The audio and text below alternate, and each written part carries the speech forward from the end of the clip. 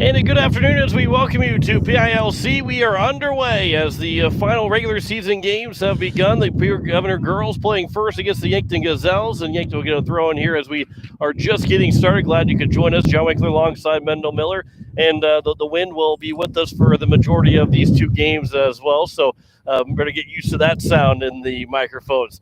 Governors are looking to finish the regular season with the win. They did lose 3-1 last night to the girls. The boys lost 1-0. As Mendel will kind of, as the ball goes out for now, a throw here for the Governors. The girls had a 1-0 lead, played really good against this Roosevelt team last night. Yeah, Roosevelt's a really good team too, and they put in a good effort for 50, 60 minutes and kind of ran out of gas towards the end of the game, but it was a really competitive game the whole way. Roosevelt got their third goal with like 6 minutes to go, so it was a good game. As Katie Williams will get called for a foul, and it'll be a free kick for the Yankton Gazelles. As again, Yankton coming in. These two teams are sitting towards the bottom of the standings, but this is a big win. If the Governors can get a win, it'll be a big win and a big boost going into the postseason, no matter if they move up a spot or not. Yeah, certainly they want to finish on a good trend here and keep it going. And as Barry will try and get one through for Paige Eisberg, but it will go just a little bit far, and it'll be a goal kick. And certainly if you get wins and get points, you get better matchups too.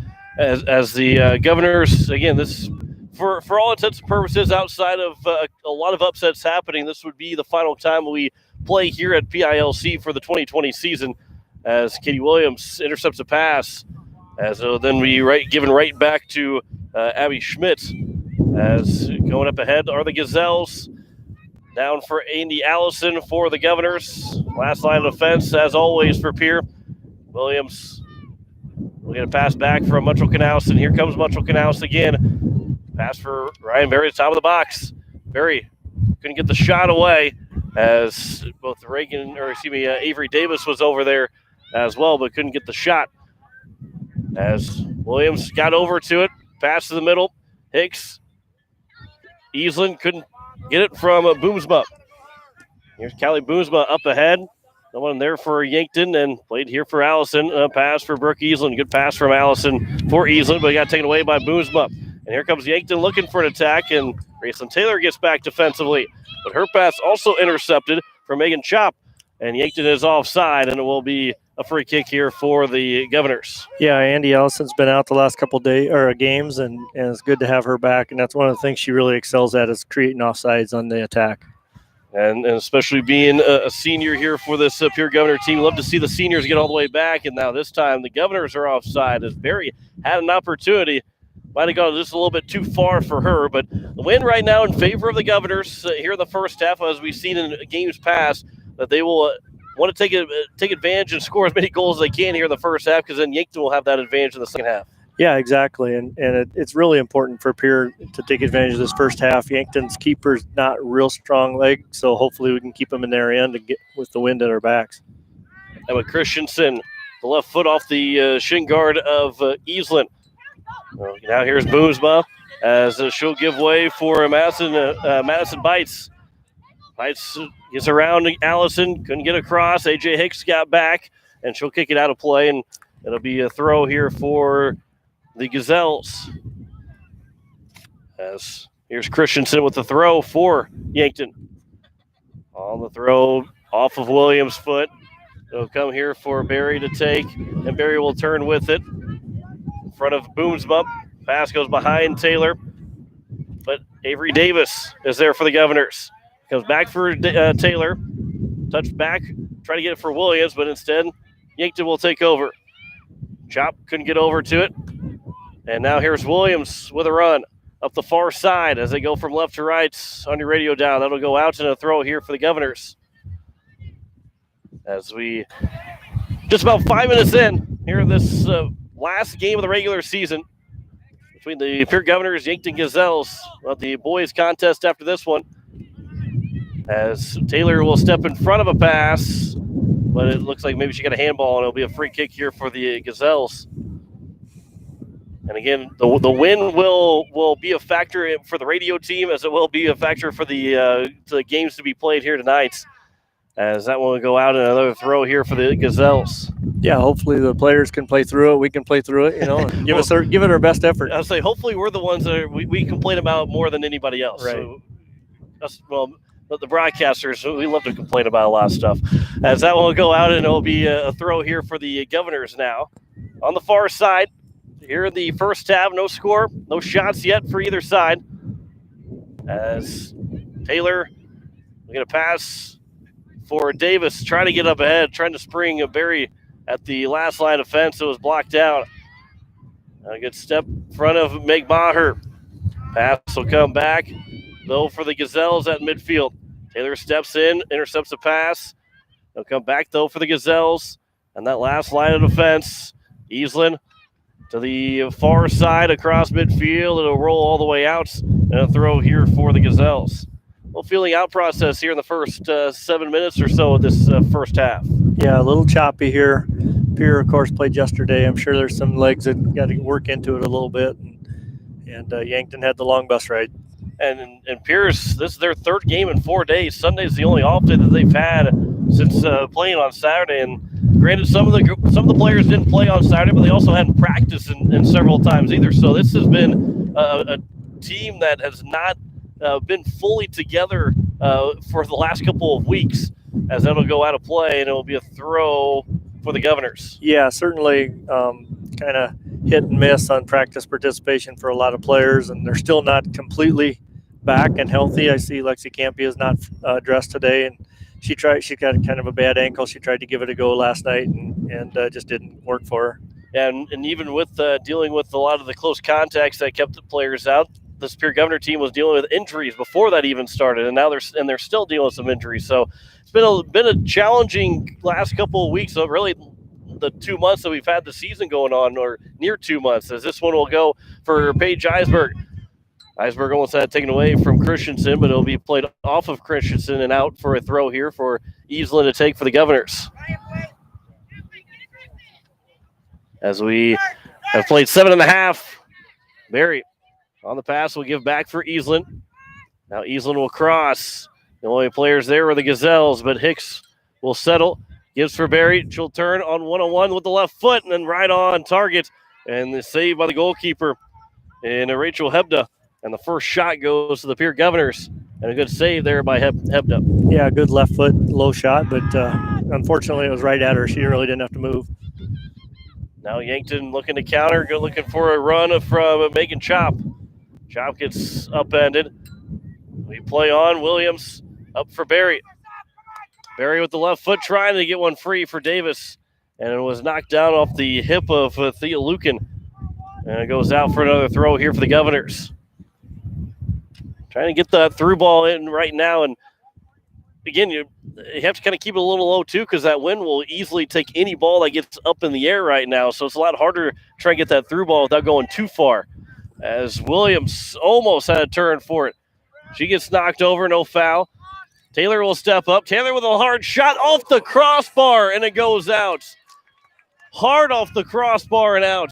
And it'll go for a goal kick. Yeah, great shot there by Graceland Taylor. I thought Katie Williams had the same shot just a little bit previously and kind of lost control of the ball and got knocked off it a little bit. And Graceland Taylor stepped up and recognized the opening.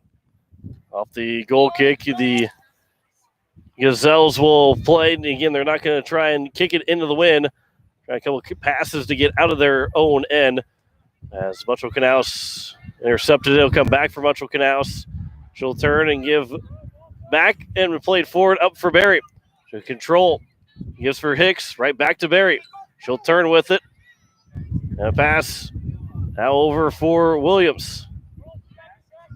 Davis trying to get a little give and go with Williams. That one will be kicked away and goes out for a throw.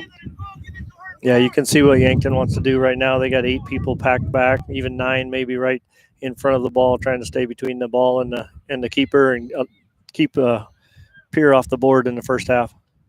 As it'll be played for Chop, and Chop will just dribble it right out of play. So it'll be a throw here for the Governors again. Long throw from Williams, from Mutual Canals. So I got knocked down by the Gazelles. Maher, good defensive play. Taylor is there as well. Taylor will take it away from Vornhagen. Played by the Gazelles across midfield. Comes back for Allison. And Allison with a pass for Easlin, trying to lead her forward, but it'll go too far. And it'll roll out for a throw, and we'll get our first subs coming in as Talia Olson and Josie Jensen will check in here for the Gazelles.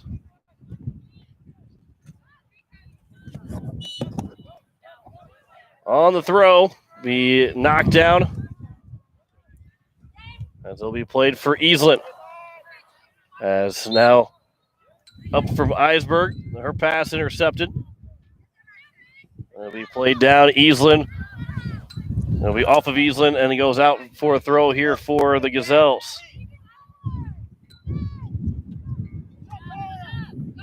29 minutes to play here in the first half.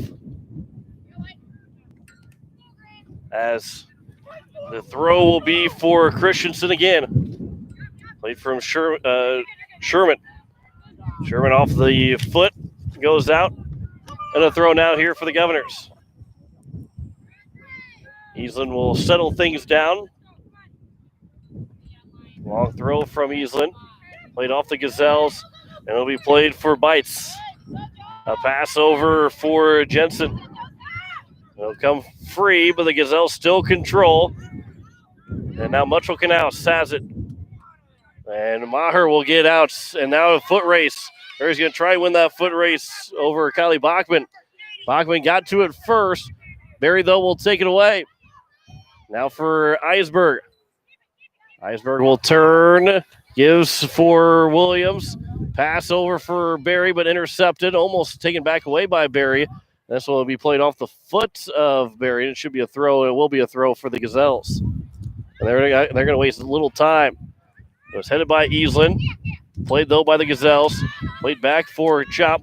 And Chop will go for Allison to clear it right back out of danger. Governors got onside. Race for it. Won by Stasny. And it'll go out for a throw for the Governors, as she was racing against Avery Davis for that. Still no score, just one shot, or excuse me, two shots so far for the Governors. One hit the crossbar, and the other was a save made by Hebda, the goalkeeper for the Gazelles. On the throw to Barry. Barry will settle with the right foot, a pass for Hicks. She's at the top of the box. Her pass for Williams, and that shot will go wide. Didn't get a lot on it, and it goes just wide, and will be another goal kick here for the Gazelles. Yeah, there again, the space for the shot is for the midfielders. You know, they just need to be aggressive and take that shot, especially with the wind behind them. On the goal kick, taken by one of the defenders for the Gazelles, Taylor will control. We went right to her. It's going to be played off the knee of Sherman. Excuse me, of Bachman. Williams still with it, trying to get over for Davis. Gets it right back to Williams, though. Good play there by Davis. A.J. Hicks will settle for Taylor to take. Taylor will turn. That shot will get all the way through, and it goes in! Grayson Taylor with a shot that kind of stunned the goalkeeper. Didn't realize it was coming in, and it went to the far post and in. The Governors lead 1-0 with 26:25 to play here in the first half. Yeah, a huge shot there, and you're exactly right. I think the goaltender was screened or reacted really late to it. Left footer from Taylor, and it just bent into the far post. Again, the goalie might have thought it was going wide, but it had that bend and perfectly placed. And this was an offense for Pierre that really struggled to get multiple goals. They were averaging 1 goal a game for the first 6 or 7 games, but then after they played, Huron scored 7 in that 7-0 win. This offense is really becoming alive, and again, we see now here in just 15 minutes, or not even 15 minutes, we see that first goal of the game for the Governors. Yeah, the offense is picking up, and it all starts with ball possession and getting numbers forward. Some of the things that Pierce struggled with this year is just getting enough people forward to get into the attack and getting more people involved, and that's coming here along as we get later in the season. Ryan Berry will play at midfield. Williams try to get one through for Davis, but it'll come to Berry. And now Barry will try and get one through for Eisberg. She does. Eisberg with a shot, and that one will be saved by Hebda. That one right on Hebda, and she'll make her second save, 5th shot so far the contest for the Governors. Yeah, good pass there. Sprung Eisberg in, and she had a good look. Again, hit the goalie. She didn't have to make much of a play on it, and sometimes that happens. Foul committed by the Governors, it looks like, and it'll be a free kick here for the Gazelles. 25 minutes to play here in the first half. 1-0 lead for the Pierre Governors over the Yankton Gazelles, looking for that final win of the season before the playoffs begin.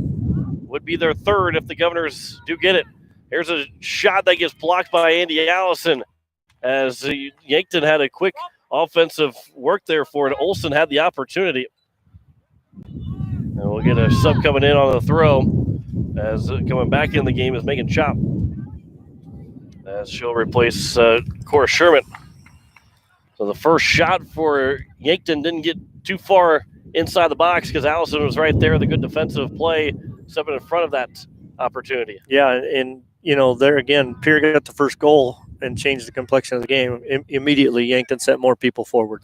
And now this will open up a lot more potentially for the Governors, as there is a clearing attempt by Taylor that went off of a Gazelle, but it rolled right to Jenna Gehring to grab for the first time, and she is involved for the first time here in this contest.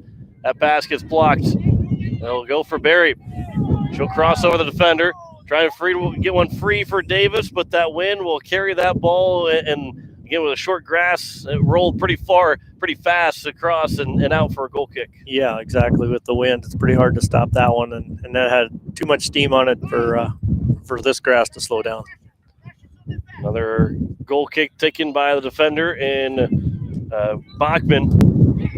Now Williams with a lot of space for Barry. Barry will turn.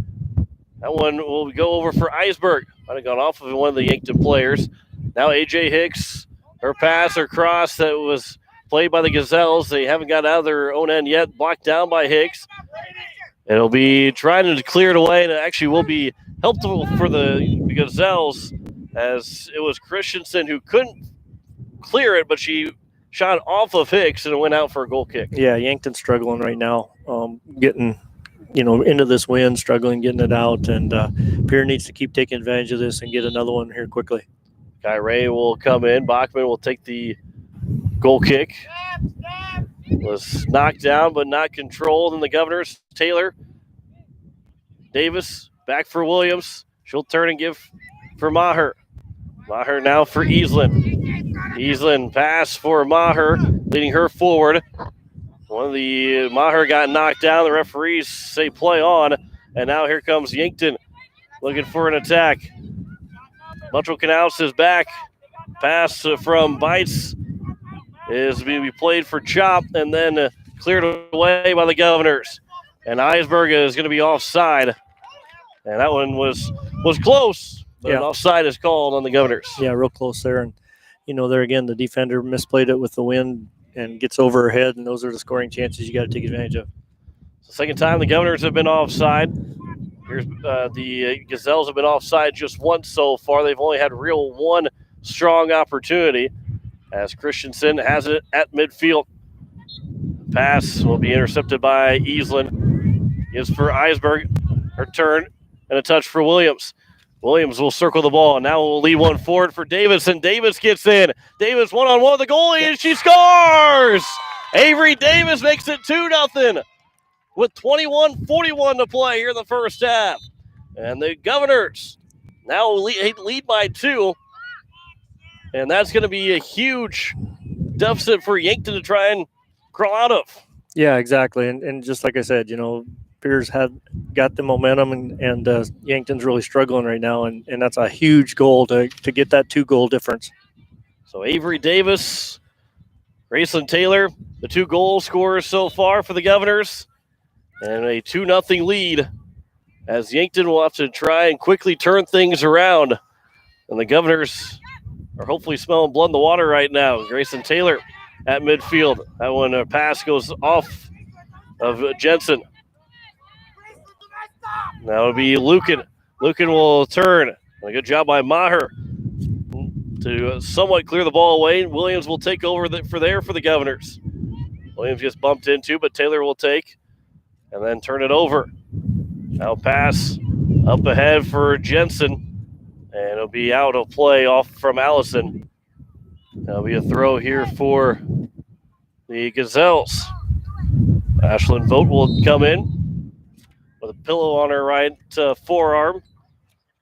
And the good thing about soccer is you got a hurt arm. You don't need it. Right. Just don't let her throw the ball in. Yeah, she'd have a tough time playing softball or basketball or something like that with that thing on. Exactly. But here in soccer, hey, makes it work. So a throw here for the Governors. And it looks like it's just nice and soft, so if she falls over, it's almost like she could put that down there and go to sleep with a pillow. As across midfield, the Governors will have it. And the forward pass through ball for Davis. Didn't win the race, but it was cleared out for a throw here for the Governors. Halfway through this first half, 2-0 lead for the Governors. On goals from Grayson Taylor and Avery Davis. Final regular season game. They were supposed to play Thursday, were both the Governor boys and girls, but Watertown dealing with COVID now. They had to cancel out those games. So after today, the Governors will wait to see what happens on Thursday for that final standings to come out to see where they're going to be playing next Tuesday in the playoffs. Williams, that will go just underneath the leg of Barry and roll all the way on for Hebda to play. And with that final pairings, we'll figure out exactly where both the Governor girls and boys will go, as that one will go through from Taylor. It was not picked up by Hebda, so Eisberg will play over for Barry. That was a curious move by Hebda to not grab the ball, and now it'll be played for A.J. Hicks. This one will come into the box, and now Hebda will grab. So we'll see where exactly the boys and girls will be playing before we say exactly who we're going to be broadcasting, because if we can broadcast both, we're going to broadcast both. Depending on how things shake out, we'll see exactly what we can do here next Tuesday. In a perfect world, it kind of be like last year. We get a chance to go to both games, but I think that was a lucky situation last year. Right, exactly. Yeah, that'll be. A.J. Hicks a pass looking for Barry, but that was intercepted by Christensen. And that will be given for Chop, and Chop with a run here for the Gazelles. Tried to step around Hicks, but she got her foot out to knock down the ball, and will steal away from Chop. Now Taylor, pass deflected off of Chop, but right to Hicks. Goes right back to Taylor. And now she'll get one over for Easlin on the near side. Easlin, a pass for Barry. Good ball control here for the Governors. Barry trying to get a shot. That one got blocked, still loose, and it'll be cleared away by the Gazelles, and it'll roll all the way out on the sideline. It'll be a throw here for the Governors and Easlin. With under 18 to play here in the first half. Pass for Taylor. Barry will turn off one defender.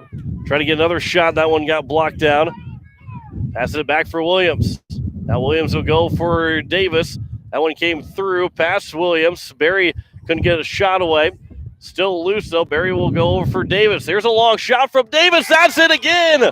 Avery Davis makes it 3-0, her second of the game. Ryan Barry will get the assist. And with 17:30 to go here in the first half, the Governors have opened up a 3-0 lead. Yeah, and there again, just constant pressure there. Yankton's really struggling getting the ball cleared, and Pierre's getting numbers forward. You saw A.J. Hicks, and then also you saw Brooke Easlin coming out of the outside back to join up there and keep possession of the ball, and that's what it takes. Well, that was a solid possession of about 45 seconds to a minute just around the box for the Governors, and they stayed patient. They didn't get too frustrated when that first or second shot didn't get on target. Yeah, exactly. Kept working. You know, that's so huge just to keep battling, keep possession of the ball, and eventually that defense is going to break down. As Hicks will be played, Easlin will go one-on-one with Votes and will win that battle up for Eisberg. And now Eisberg with some time and space, so she'll get around one defender now and try and lead one forward. Davis looking for a hat trick is going to come into the box and grabbed by Hebda. And Davis just couldn't quite win the race to get to it first. Yeah, that was a good ball. Crossing from the right wing to the left side of the box, and just a little bit long. On the far side, the Gazelles have possession, but it'll be turned right over to Taylor, although it went too far off of her shin guard, so it'll be played by the Gazelles. They'll try and cross field to the near side, but Eisberg got to it first, gives it for Hicks, trying to lead one back for Eisberg, and it'll go out of play. And now a throw here for the Governors again. Well, this is a really good start here for this Pierre Governor team, and one that you want to kind of capitalize on. It'd be great to see as we'll have a stoppage. And we'll have the referee talk with votes. And we'll check the cast out. Make sure it's legal to be played with. Interesting that he let it go about 8 or 10 minutes before he decided to check it. So I think it's okay, and they'll bring the subs in. So Brianna Sargent will come in for the first time. Eisberg will get a breather. It'll be the first sub of the game for the Governors as well, with Sargent coming in. That is interesting that went that long, and you can kind of see that it's, and hopefully no team's going to try and get a full-out club to play a soccer game with in high school. Right, and I didn't see her really using it, so it's not like she did something to make him check it, I don't think. Maybe he just noticed, I don't know. As they all say, referees are all blind anyway. No, I'm just kidding. I am totally kidding. Any referee, umpire, whatever, I'm totally kidding. Yeah, and I certainly didn't mean to infer that. No. Only in a joking way. Exactly. So as the Gazelles have possession, we have a couple of hate emails coming our way here pretty soon. The Gazelles with possession, they will have it on the far side. Davis get a piece of it, and it goes out off of the Gazelles. So here's a throw now for the Governors. They lead 3-0 here with 15:20 to play in the first half. It's a good opportunity for the Governors. It'd be great to see them continue to kind of add on and kind of pile on here on the Yankton Gazelles and get the momentum going into next Tuesday. They're going to be off for a full week before they play that first round playoff game. And you got to use what you have in front of you. Whether they would have liked to play Thursday or not, you can look at the positive and say, well, you played 3 games in 4 days. It'd be nice to have that extra day off and just practice instead of having a full-out game. But at the same time, like it's at the end of the season, you just want to keep playing, want to keep building on the confidence that you have. So you can look at it both ways, whether it's good or bad. Right, exactly. And they are playing really a lot better right now. We talked about it all year, how the schedule kind of gets a little bit easier towards the end of the year here and a little bit more manageable and are taking advantage of that, I think. Building confidence. And, from here on out in this game, you just want to keep playing well. Here's a pass for Barry. Shoots at the top of the box. She'll get around one defender. Now a pass for Sargent. Sargent with a shot that's going to go high and just over the top of the net. Governors now with 8 shots here in this game. Actually, 9 shots here in this game in the first half. 3 saves so far for Hebda. And 3 have gone in for the Governors with under 14 to play here in this first half.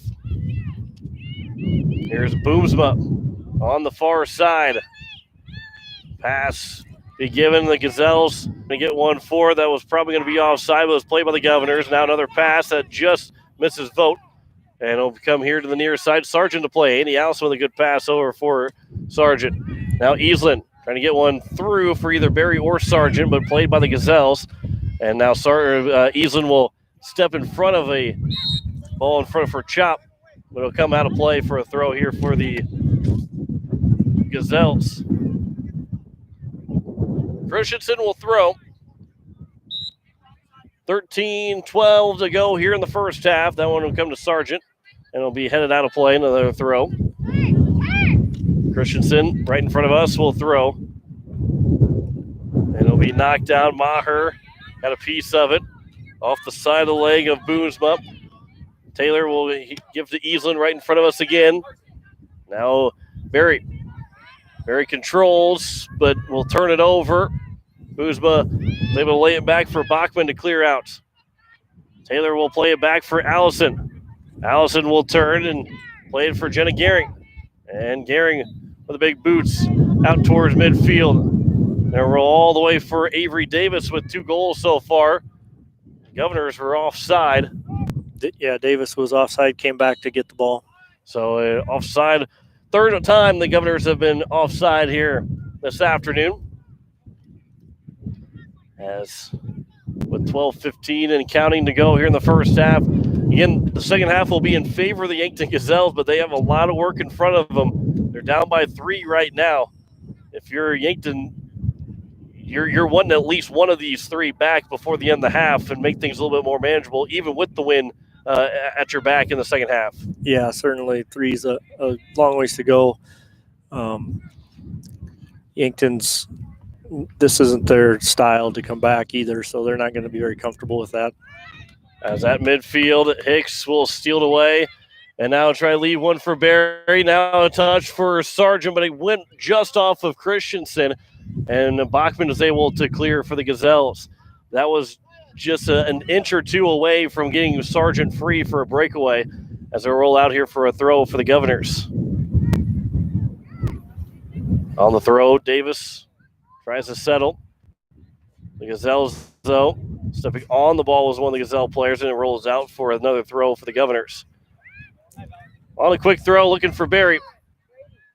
She couldn't get there in time as it fell down, but the Gazelles have played it back. And now Davis will look for a steal, and she will get a steal. Davis will turn with it to the box across, looking for Sargent. And a good job by Hebda to be in position to make that play. Otherwise, Sargent was looking at a wide open net. Yeah, she was in the right spot there on the backside. That was a good play by Avery to put it on goal. Off the kick from the goalkeeper, Hebda. It'll be played. Now Hicks. It'll come here the near side, and it'll roll out for Easland for a throw. And Easland with the throw for Sargent. Goes over her head, but Sargent will try and chase it down at the side and off of Sargent last. It'll go for a goal kick with now 10:20 to play here in the first half. And again, the Governors lead 3-0 on 9 shots so far. Only one for the Gazelles, and that got blocked right at the top of the box. So this Governor offense, and Mendel, you've been seeing this the last couple of games. This Governor offense continues to get better and better as the season goes on, and that's what you want to see. There's a lot of times with that offense, sometimes for teams, they start out on fire. By the time the season ends, all of a sudden they can't buy a goal. This Governor team right now, you don't want to jinx them, but they've been the exact opposite of that. Yeah, so far so good as far as picking it up and things like that. As A.J. Hicks crosses one, that one will go out. Sargent with a nice little shoulder tackle on Chop that was left uncalled. Yeah, she's not a very, very big girl, but she won that battle. She got lower and took her off the ball. Showing the strength of the smaller Brianna Sargent. Pass off the throw to Barry. Sargent will play back for Easland on the near sideline. Sargent back for Easland again. And that pass blocked down, but Hicks at the top of the box in the corner. That one will come across looking for Davis, trying to get the hat trick, but it will be grabbed by Hebda. It'll be cleared away for the Gazelles. 3-0 here in the final 10. Final 9 here this first half. As it'll be played for Chop. Chop's pass right in the legs of Easland, so she'll take over. Hicks right back to Easland here on the near side as she joins the rush, trying to cross one. Blocked down by Christensen at the sideline. Easland, though, almost took it away. It was almost cleared out of play, but it'll go back now for Chop to play. Chop's pass goes right to Taylor. Now for Hicks. As Easland was onside, back for Hicks. A pass. Hicks still with possession on the sideline. And a roll out off of the Gazelles. So a throw here for the Governors. 8 minutes to play in the first half. 3-0 lead for the Governors.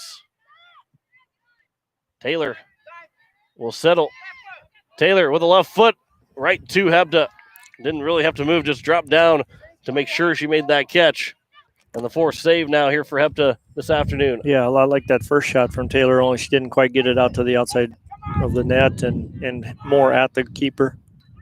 As Yankton trying to get a run started from the far side. Here comes a cross, and Gehring gets knocked down as it was trying to be headed in from Votes. And it was a shot that goes well high and wide on the rebound attempt from Lucan. So a goal kick here for Jenna Gehring. One of the Yankton's best chances. I guess that's where the referee checking Vote and make sure she didn't have a club that came in handy. Otherwise, because Garen could have really got hurt if that was an illegal, I guess, didn't have it covered up enough. Yeah, and, she kind of, as she prepared for the hitter, she was kind of trying to create space with her hands too, and things like that. So certainly some contact there. As it'll be played just underneath the leg of Christensen. Hicks will wait for it to fall off the shoulders. Up for Barry. Barry will let it settle down. Try to get one free for Sargent. But Sargent couldn't get to it first. Christensen at the sideline. That pass right over the top of the foot of Hicks, but played for Taylor. And Taylor now back to Hicks. He played for Boomsma. Boomsma's pass up ahead. Easlin will get to it first, but it was blocked down, and now here comes a chance. Yankton, or Andy Allison, trying to knock the Gazelles offside, but getting knocked down was Lucan, and this one will come on nets and it'll roll to Hebda to make the save. And one of the easier ones, although all 5 of the saves so far for Hebda not necessarily been super easy, but they've been relatively right at her. She hasn't had to do too much on moving. She's been in good position. Yeah, so far, she's shown that she can stop the shots that are at her, I guess. And, the ones that she's had to cover some ground on, she's not so far been all that successful. So hopefully we can find a way to make her work a little harder. That will go out of play. The Gazelles will have a throw with 5:25 left to go in the first half and a 3-0 Governor lead.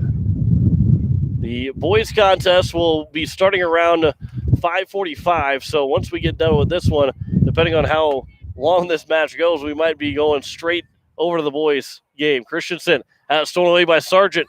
And now Sargent's got a lot of room for a run on the near sideline. Trying to cross one in for Barry. That will be knocked away by the Gazelles. And then played back for Chop. And Chop will turn the sideline before it goes out of play. Gives for Christensen. And a good touch over for Boomsma. But it'll be out of play off of Boomsma. And now Easlin will throw. Governors are enjoying a 3-0 lead here in the first half. Goals by Taylor and the last 2 by Davis. This will come up the near side. Easlin will turn. Her pass goes straight to Chop. Hicks got a piece of it. And it'll go off of the Gazelles, and it'll be a throw here for the Governors.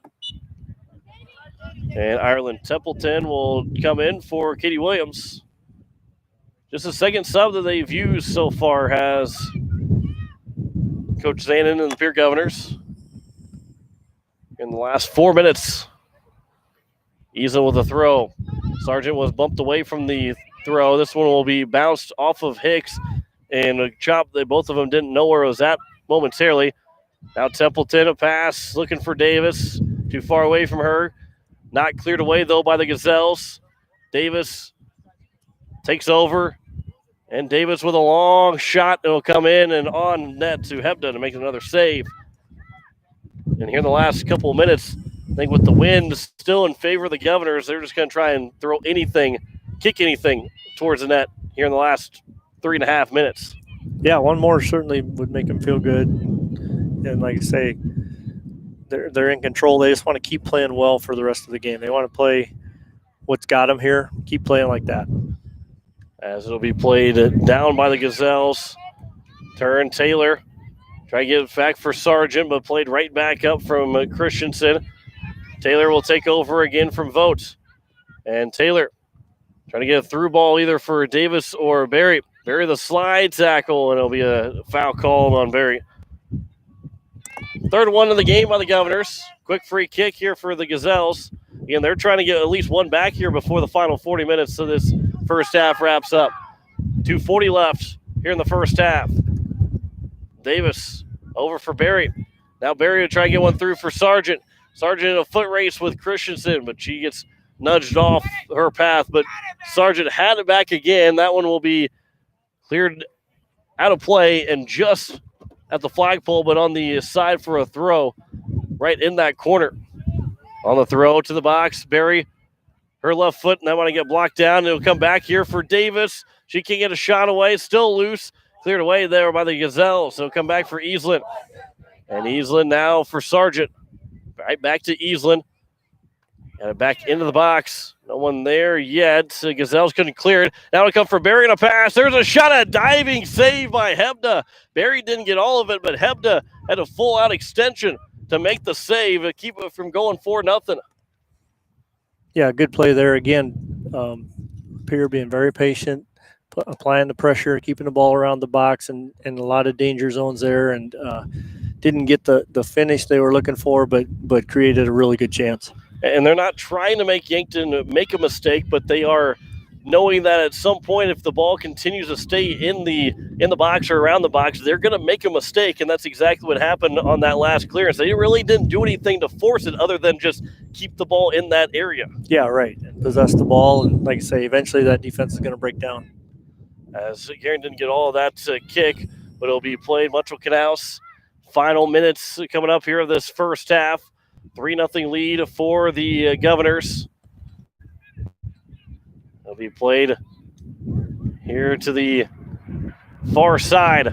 Trying to get one free. Barry's got to run. Can she get a shot away? There's a shot that goes just wide. Might have grazed the post as well. Going from the left over to the right and just missed it. Yeah, I think it did catch just the edge of the post, and unfortunately it was the wrong side of it. And here in the last 30 seconds, the Governors have had two really good chances. They could have made it 4 or even 5-0, but they still lead just 3-0. This one will be played out of play again. Gazelles almost put themselves into giving the Governors a corner kick in the last 20 seconds. Well, the Governors can get one final shot here and make it 4-0 here at the break. As Barry will turn. Hard shot, and that one was just trying to get one over here in the last couple of seconds, and it goes high over the net with 5 seconds to go, and that will do it here for the first half. The Governors outshooting the Gazelles 15-1 in the first half, and they lead 3-0 after the first 40 minutes. Step aside for 3 minutes. Come back with the halftime stats. You're listening to Pure Governor Soccer on today's KCCR and today's KCCR.com.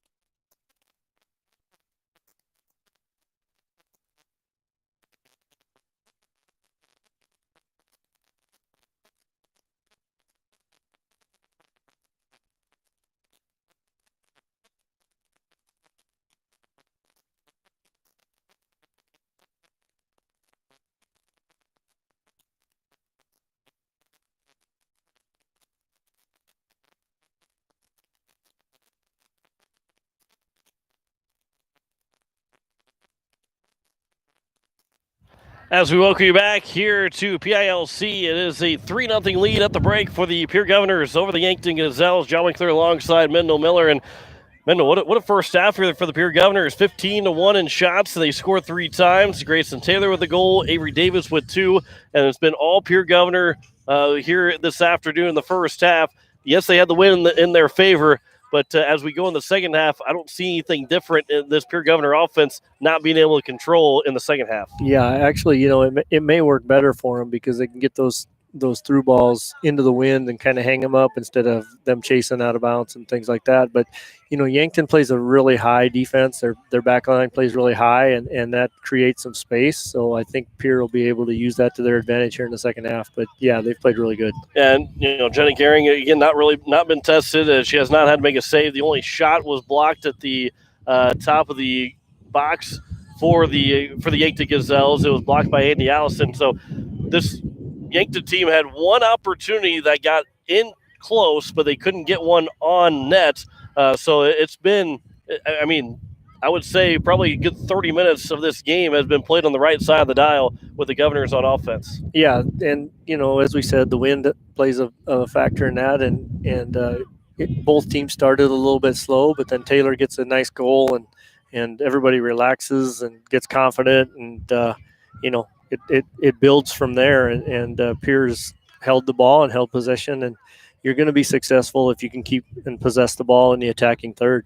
The Governors right now, if the season had ended today or would end without anything changing here after today, they would go to Mitchell, the 5 seed. The Governor right now the Governors are the 12 seed. But yes, Mitchell got a win against Pierre. But I think a lot of these teams at the beginning of the season that just kind of squeaked by with a win. This Pierre team right now playing really good soccer. I think they feel like they can play just about anybody in the state and feel confident they can get a win. Yeah, I think so. Kind of looking at the standings and things like that, I think Mitchell would be a really good matchup. Pierre wasn't exactly full strength, coming off some injuries and stuff like that, and the good thing is they know Mitchell's game and things like that, and I think they're confident that with them. But as you say, they're playing well and their confidence is building. Another option is Rapid City Central. That's probably the best game they've played all year, is a 80-minute game, so they should have some confidence if it's that matchup. So there's some things that can move around, but it's probably looking like one of those two teams, and that's a good thing. Yeah, and as the Governors have played here in the second half of the season, they got a win against Brookings on Saturday. Lost 3-1 yesterday, but as you said too, that was one of their better games of the season too. Yeah, they lost 3-1, but again, this is a team that, as much as they've been shorthanded, it almost seems like they have not been at full strength any game of the year so far. So if they get to full strength, but at some point here in the next week, by the time they play on Tuesday, that'd be huge for this Pierre Governor team, and I think will open up some eyes that people are maybe saying, well, this Governor team from 2 years ago, it's not the same team anymore. We can easily get put by them. That's not going to be the case. Yeah, exactly. The record's not going to be what you'd want it to be, and so you're going to go on the road. So, but because of that, you can spring the upset. You can be the underdog. You got nothing to lose. You're playing for, loose and free, and I think that they have gotten better. And to your point, varsity started with 18 players on the roster. I just looked real quick. Might have missed one, but at least 8 of them have missed games with injuries and exposure, COVID, and things like that. So it's been just a massive jigsaw puzzle with moving pieces all summer or all fall. As we go in the second half here, again, Governors lead 3-0. Anything change at all for the Governors? Well, obviously, when you're not going with the wind, you're going to have to back off a little bit. Their keeper, will be able to clear the ball, or their defenders, whoever they're having taking the goal kicks and stuff, they'll get it a little further downfield. But honestly, I think they just keep doing what they're doing. Going into the wind like that, they can still possess the ball and get around the box. And those shots and those goals that they scored in the first half were not wind-aided goals. Those were earned goals.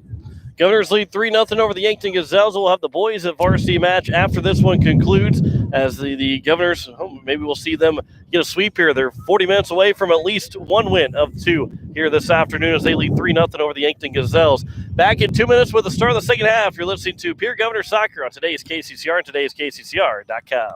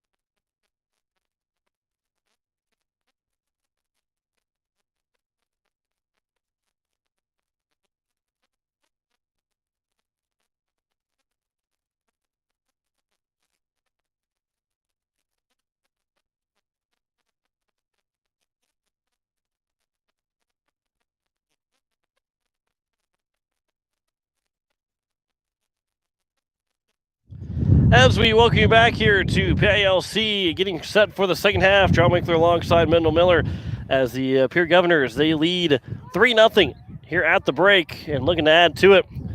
Boys game will start right around 5:45. We will be cutting it close to the end of this one and getting you set for the second game of this doubleheader. Might be hard to take a commercial break. Might be moving everything on the fly here, Mendel. You might be helping me out here, trying to get everything turned around real quick. Because we go from one side, look at one field, and we got to turn around and look at the other side of the field for the boys' game. We can do that. I'm confident that between the two of us, we can move a table. A few technological things there. We'll get her done. And some people are listening and going, "Oh, John Winkler moving a table? I don't know about that one." Well, guys, it's a light table. I appreciate that. Governors will go from right to left, or you're down. The wind might pick it up. They might take it. The Gazelles will go from left to right.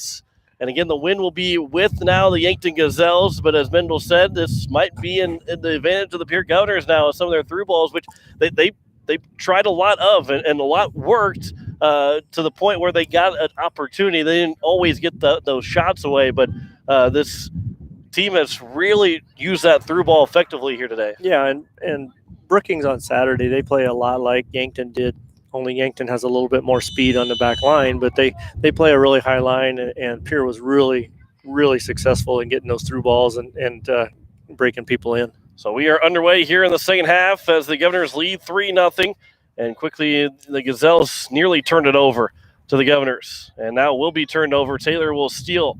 Her pass goes right back, though, to the Gazelles.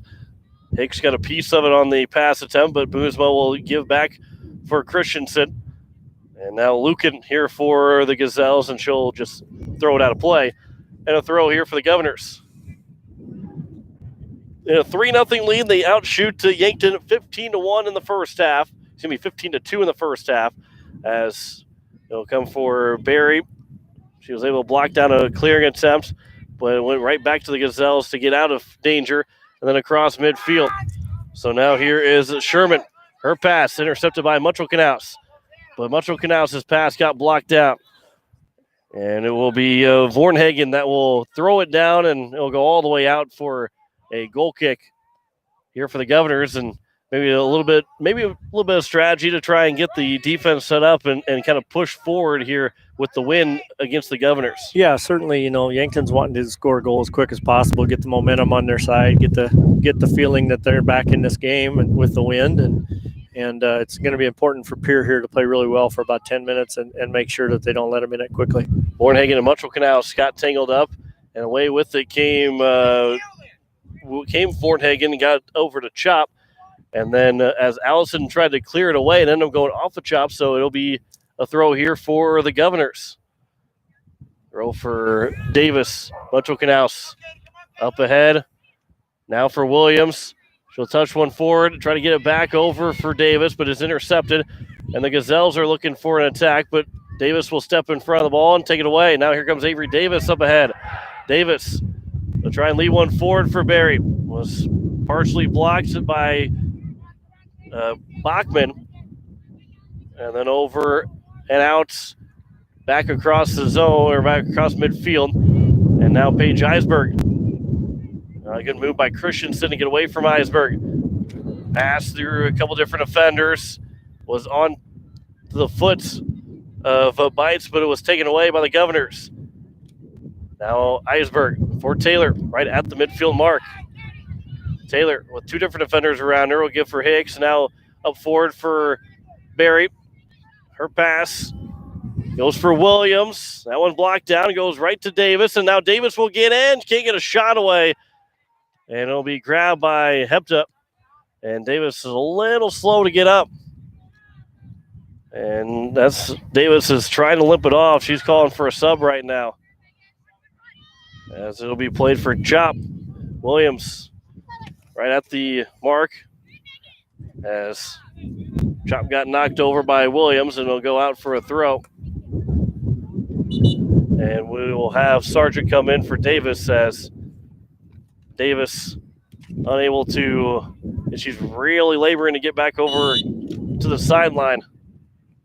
Yeah, you don't know what happened there, but she had her leg extended trying to get to the ball. The keeper comes diving out, and you worry about ankles and things like that in that situation. That'll roll out for a throw here for the Governors now. Sargent on the throw from Williams. He played back for Taylor, and Taylor will cross pass, and her pass for Hicks gets intercepted. But it'll roll all the way back to the far side for Easland. Brooke Easland up ahead for Paige Eisberg across midfield. She'll try and turn with it. Instead, Christensen let it roll out for a throw for the Gazelles, and will quickly throw it back in. Was played by the Gazelles, but then the Governors were able to clear it away by Meg Maher. Barry tried to turn, but it was played back out. Wind picking up speed here at PILC. As now, here's Hicks. And again, it's going against the Governors with the win. That'll be almost cleared out of play by Yankton, but it was still played here for Christensen. She'll turn and run. A solid run out towards midfield, but Taylor stepped in front of Christensen, was able to knock the ball away, went out of play. So a throw here for the Gazelles. Nearly 5 minutes in this second half. Christensen will play across. And now up ahead, Allison will race after it. She'll just let it roll out, and a throw here for the Governors. Again, the wind's a little bit different here for both sides, and trying to get used to that play. You'd think it would be easy to know that the wind's, but once you've played 40 minutes of kicking against the wind, now when you got the wind with you, it's a little bit harder to kind of let off a little bit. Yeah, you get used to kicking it that hard and it goes that far, and then it cuts in half on you. Williams that got tangled in her feet, so it'll be played here for now Yankton, and they will be offside. And again, good job by Allison and Maher to step up and force the Gazelles to be offside. Yeah, exactly. It's a good play by the defensive line, and the key to that is continuity and unity, and making sure everybody moves at once. As here for the Gazelles, it'll be played for Chop. And now Chop with a run, gets it forward. Going up ahead is Vornhagen, and then cleared out by Allison. There'll be a throw here for the Gazelles. And then cleared right back out of play by Iverson. So another throw here for the Gazelles. Here's Jonas Stasny to throw for Yankton. Knocked down by Lucan. Play back for Stasny, and it'll go off of the Governors. And Allison, it'll come to Allison. Played back into the box. Here's a cross. That goes off the side of the cage and out. So a sub will come in. It's going to be Autumn Iverson. They'll come in for the first time here for the Governors. And we'll get Paige Eisberg a breather. Ireland Templeton. We'll have to wait for the next whistle to check in. Gehring will take the goal kick and we'll just pass it over for for Maher. Easlin will go back for Gehring. And now Gehring puts the big boot to it. And it'll be played for Iverson. Here's Autumn Iverson. She'll turn. Hicks back for Iverson again. Iverson on the far side. That will be off of Iverson and out for a throw. 32.5 to play here in the second half. 3 goals for the Governors, all coming in the first half. They lead 3-0. Iverson, that one will be deflected, and it'll go out for a throw. And we'll have a sub coming in here for the Governors. Templeton will come in for now Taylor. Thought maybe I had to give a signal to the referee to let the sub go in. Yeah. Evidently, he's not listening to the broadcast. Yeah, should have the earpiece in. Hopefully, across the way, we got a good crowd here, as we always do for Pierre soccer games, but hopefully a couple of them have the earpiece in, listen to the broadcast. As it was off the Governors and out for a throw. Maybe we'll get a couple waves from across the way. I'll have to keep an eye on that one. Maybe not, but either way, as it'll be played off of Iverson, played for the Gazelles. Here is Hicks. Is played down and back across midfield. And then here comes now a through ball. It'll come for all the way down for Allison. She'll let it roll and let it keep rolling, let it keep rolling, and try and let it in a good box out by Iverson or by Allison as it goes out for a goal kick. Yeah, good play there. Instead of just kicking it out of bounds and giving it back to Yankton, take the goal kick and see if we can establish some possession. Right now, Pierre's struggling. Everything they did right in the first half was keeping possession. They're struggling with right now. As Gehring will have the goal kick, 30-50 to play. Quick pass over for Maher. And that will give for Easlin. Easlin's pass for Hicks, but not far enough to Hicks. So the Gazelles take over again. Now towards the near side, try to play it back. It goes off of Templeton. Hicks back towards the midfield line. Easlin now across midfield. That'll hang up in the wind. He played back down though for Hicks. Barry, she'll turn. Barry looking for Iverson on the run, and Iverson will get a run here going for the Governors. And Iverson towards the box, into the box now. On Iverson, a pass, he gets blocked. And then cleared away by Christensen. As it'll come out towards midfield, but played back down by Easlin. Easlin nearly lost possession. She will lose it to Vogt. Vogt gets it through one defender, but Maher is back defensively. And we'll play it back for Iverson. And now up Easlin. Nope, couldn't get over to it. Now the Gazelles again with a run. Allison is there. Again, good position for Allison defensively to clear it away. Yeah, good job there. And Pierre did get it forward there with Iverson and got the ball down, and she tried to make a nice play. Just defenders got back and intercepted the cross, but that's what they need more of. 10 minutes gone by here in the second half, 29-26 to play. Governors again lead 3-0. As you are listening to KCCR Pierre Riverfront Broadcasting Station, that shot goes on, and Jenny Gehring makes her first save. And a good position there for Gehring to make that save. On the far side, it'll roll out. In the wind, causing a little bit of some problems where it didn't in the first half in terms of that ball not really going exactly where the Governors want it to. Right. Yep. They're struggling too right now. As a good play by Christensen, but it went out. So it'll be a throw here for the Governors. Christian looked like she made a pretty good play over there, and the reason why she did is because it went out of play. That's how she was able to make that move. It's easier if everybody else stops. That's right. As Easlin will throw for Iverson.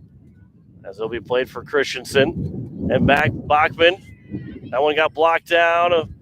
The Gazelles will get to it first. And now across will come for Allison. She'll settle it, sliding to get the play and get it across. Good play there by Allison. Almost made a mistake, was able to make up for it. So now here is Williams up ahead for Barry. And just a little bit too far, but Barry might win the race over with Christensen. She'll use her strong body to try and get through. And there's going to be a foul and almost a knee from Christensen to Barry, but it'll be a free kick for the Governors. And a good spot here for Pierre. Almost near a corner kick for the Governors. Yeah, even a little better angle. So this is good for them. Barry will take the free kick. Comes in, goes off. There's a shot just off the crossbar. Nicked the crossbar from Templeton, and it goes out for a goal kick. And we'll have now Kyan Beck to check in for the Governors. He gives Mutual Knaus a breather. That was the first shot of the second half for the Governors. And that's 2 crossbars hit. That don't go away for Pierre. Yeah, that's a really good shot there too, and one that she needs to take. So that's good to see. Here comes the Gazelles trying to go the other way as it'll roll all the way to the box. Be played for Gehring. She'll let the defender come up, and Sherman, or the offensive player for the Gazelles, come up before Gehring grabs it. Played back. Easlin across midfield, headed back across. Templeton. This one will be up. It'll take a high hop, and Gehring will let that come down before she grabs it. And a good play there by Gehring as it'll here with 26.5 to play. Templeton, good pass over for Williams. Now the Governors, a little bit of some numbers here. Williams will step around one defender, but couldn't keep possession. As now Yankton the other way. Stasny at midfield. Good job by Sargent to come back, intercepted the pass, but her pass goes right to the Gazelles. And Lucan now up ahead looking for votes, and Yankton is offside again. And it'll be a free kick for the Governors. And again, Andy Allison, Meg Maher kind of stepping up to force Yankton to go offside. Yeah, they're doing a good job there, and Yankton's a little bit desperate now, trying to get something going and just making mistakes. Barry got to the free kick. Pass over is going to be taken, though, by the Gazelles and booms them up. And now up on the far side, that pass, Easlin stepped on it. She fell to the ground, but she's able to play sitting on the ground. A pass, and Hicks now up ahead. Here's Williams. She'll turn. Williams. Well, play advantage. Williams with a lot of space. Look at the run for Williams here. Pass over for Sargent. Across to the top of the box. Barry will settle. She'll turn, gives for Williams. Williams can't get the shot away, but go for Sargent off the left foot, didn't get the shot. And then out by Yankton. It'll be a throw here for the Governors. Trying to get that 4th goal of the game. Sargent will leave it for Beck to throw. Good play there from Easlin to start that whole process, and the Governors are still attacking here. Yeah, exactly. That's what it takes is that composure coming out of the back. Williams from the corner. That one just sails over the top of the crossbar. It'll go for another goal kick. And even against the wind, just couldn't quite get there. Avery Davis is going to check back in. Yeah, good shot there. Yeah, and great to see that Davis is back into the game as she'll relieve A.J. Hicks. And again, especially this late in the season, you don't want injuries at any time, but this late in the season, this is when you really, really don't want those injuries. And glad to see that Davis is able to come back and continue to play here this afternoon. Yeah, exactly. It's good to get her right back in and know that she's okay. And certainly, as you said, this is a bad time, and somebody that's critical like that, you just don't want them to miss out on the playoffs. Under 24 left to go here in the second half. As Iverson trying to get around Christensen, but it'll be played back. Easlin goes off of her teammate, and Davis goes back for Easlin. Now for Davis again. Well, give and go for Easlin. Pass for Iverson. Christensen is there, but Iverson's still trying to now play defense on Christensen, but it'll be cleared up to the midfield line. And a couple of players bump into each other. Good play there by Templeton. Now here's Williams. A pass for Sargent. She'll turn, try to get in the box, and it'll be knocked down by the Gazelles. Davis couldn't get over to it. She whiffed on it. And now up ahead and cleared away by Bachman. Now we're starting to see some of that possession and some of that pressure even into the wind for Pierre. Here's now Autumn Iverson. Iverson on the far side. She'll turn. Back for Davis. Her pass. Didn't get all of it. And ended up going right to Bachman. And cleared away by the Gazelles. That pass. Maher will step up and intercept. Maher. She'll start to run. She's got a good speed going. Right back to Maher. This one's up in the air and a save made by Hebda. Good pass from Barry right back to Maher and kind of let that one float up there, and Hebda almost misread it, but she makes her 8th save of the afternoon. Yeah, that was a little bit challenging for her. She struggled a little bit, as you said, so good. There again, you're one of your center defenders back up there and creating offense. Now Maher's got it back. She got it back defensively all the way back for the Governors. Easlin, her pass across midfield, and now here's Davis. She's got room to run as well. The Governors with it as Davis, her pass got blocked. She's looking to get it through for Barry. Almost got it underneath Bachman. But now it'll be played over and out for a throw here for the Governors. 21-40 to play here in the second half. And the Govs lead 3-0 still. This one will be played over. Barry will give for Williams. And now Williams with the left foot.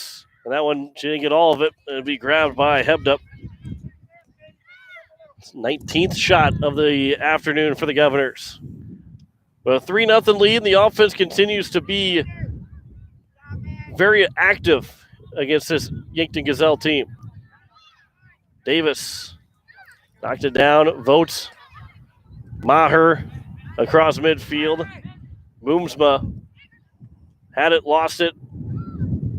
And it'll be played for the Gazelles. Good job by Beck to step up. Now Sargent. She'll try and turn with it. Now Williams will take over. And Williams trying to get it to the top of the corner here on the near side. Williams across. That one got blocked down. And then cleared away by the Gazelles. They'll play back. Allison. She gets pushed down. And it'll be a foul committed by Yankton. And that's the third foul on the Gazelles. Allison, she'll play it on the free kick. Looking at the top of the box. It's in the box. Barry with a shot. She scores. It was played off of Iverson right to Barry, the left foot. And Ryan Barry makes it 4-0 for the Governors. First goal to have with 20:08 to play here in the second. Yeah, nice free kick there from Andy Allison. You know, she's deep, only 6-8 yards past the center line, and put her right in the box. And Pierre got good numbers crashing the net, and when that happens, a lot of good things happen. And Ryan Barry continues to shoot well and scores again.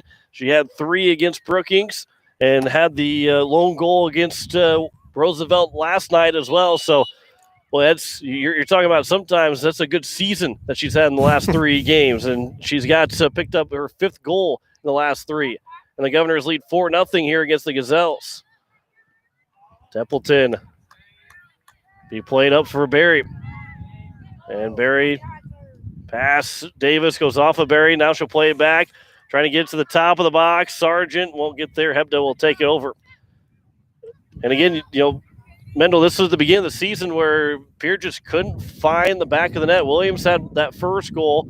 The game against Spearfish was an own goal that they got their lone goal.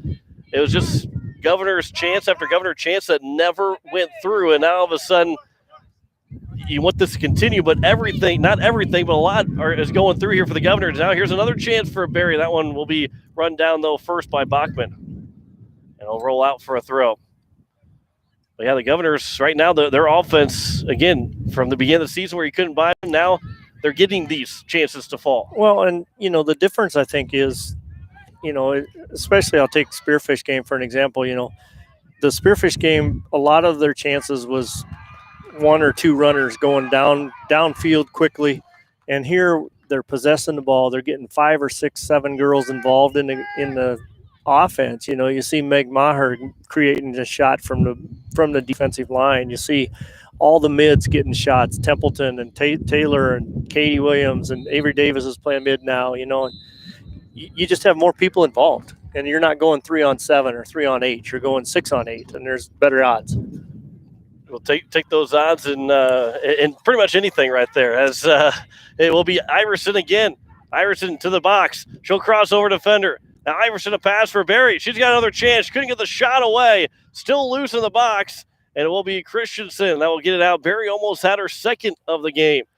That was a great play by Iverson. She set it on a platter for her, and defender kind of knocked her off balance, and she didn't get anything on the ball. But that play's created by Autumn Iverson. 17:55 to play here in the second half. A pass for Davis.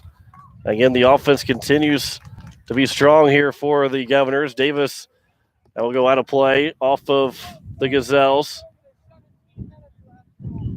So here is Easlin. Easlin will be played for that pass off of Templeton. And he'll roll off the Governors and outs for a throw here for the Gazelles. And they'll have subs coming in. Eisberg will check in. We'll have Lloyd as well as Schmidt and Vornhagen will all come back in. 17:05 to play here in the second half. Boys JV game has just gotten over with. They're going to try and start that one early. Hopefully we can get through this game before they at least start that varsity game. As the Gazelles across, it'll be Beck. That'll play it back for Gehring. And this one will come across here on the near side. And a good job there again by Beck, as Bachman will float it out. And a throw here for the Governors. We might really see how good you really are if you can call a game in front of you and call a game behind you at the same time. Boy, I don't know about that one. That would be interesting if I could pull that one off. As that one will come free. Iverson trying to get a run. Christensen couldn't clear it away. Went off of Iverson. Played back for Barry. Couple feet outside the box. Played back for Iverson again. Iverson will turn. Couldn't get the pass away or a shot. And now here comes Yankton as they'll try and reverse field with the counter. But Avery Davis is there to take it away. And Davis a pass. That one blocked down. And now the Gazelles again. A turn with it for Vornhagen. Almost turn it over. Back for Templeton. But it'll be played. Templeton got a block of that clearing attempt from Bachman. It rolls out for a throw here for the Gazelles. 15.5 to play here in the second half. Davis knocked down, but played by Eisberg. Eisberg crosses over one defender, and then she gets tangled up. And I believe we're going to have a foul on Yankton, a free kick here for the Governors just outside the box, and a straightaway shot here. And we'll see how many Gazelles line up for a wall and who will take the free kick for the Governors. So Barry is going to take the free kick. And the Gazelles will back up to play at the line the referee makes. And we'll see what Barry does on the free kick for the Governors. Barry away, and that one's going to go wide. The wind started to pick up as soon as she kicked the ball, and that might have affected that shot as it goes wide to the right side of the goalpost. 21 shots for the Governors. just 3 so far for the Gazelles.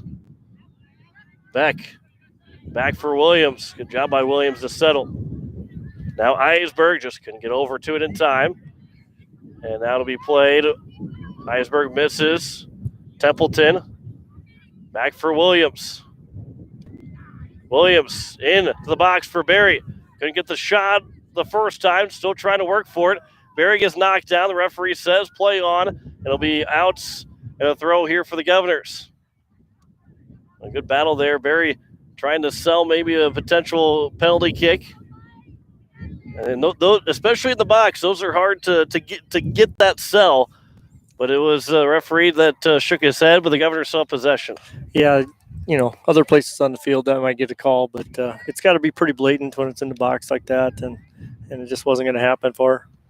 As that one got blocked down by Eisberg, comes into the box, and a turn and a clear by the Gazelles as they almost put themselves in a lot of danger.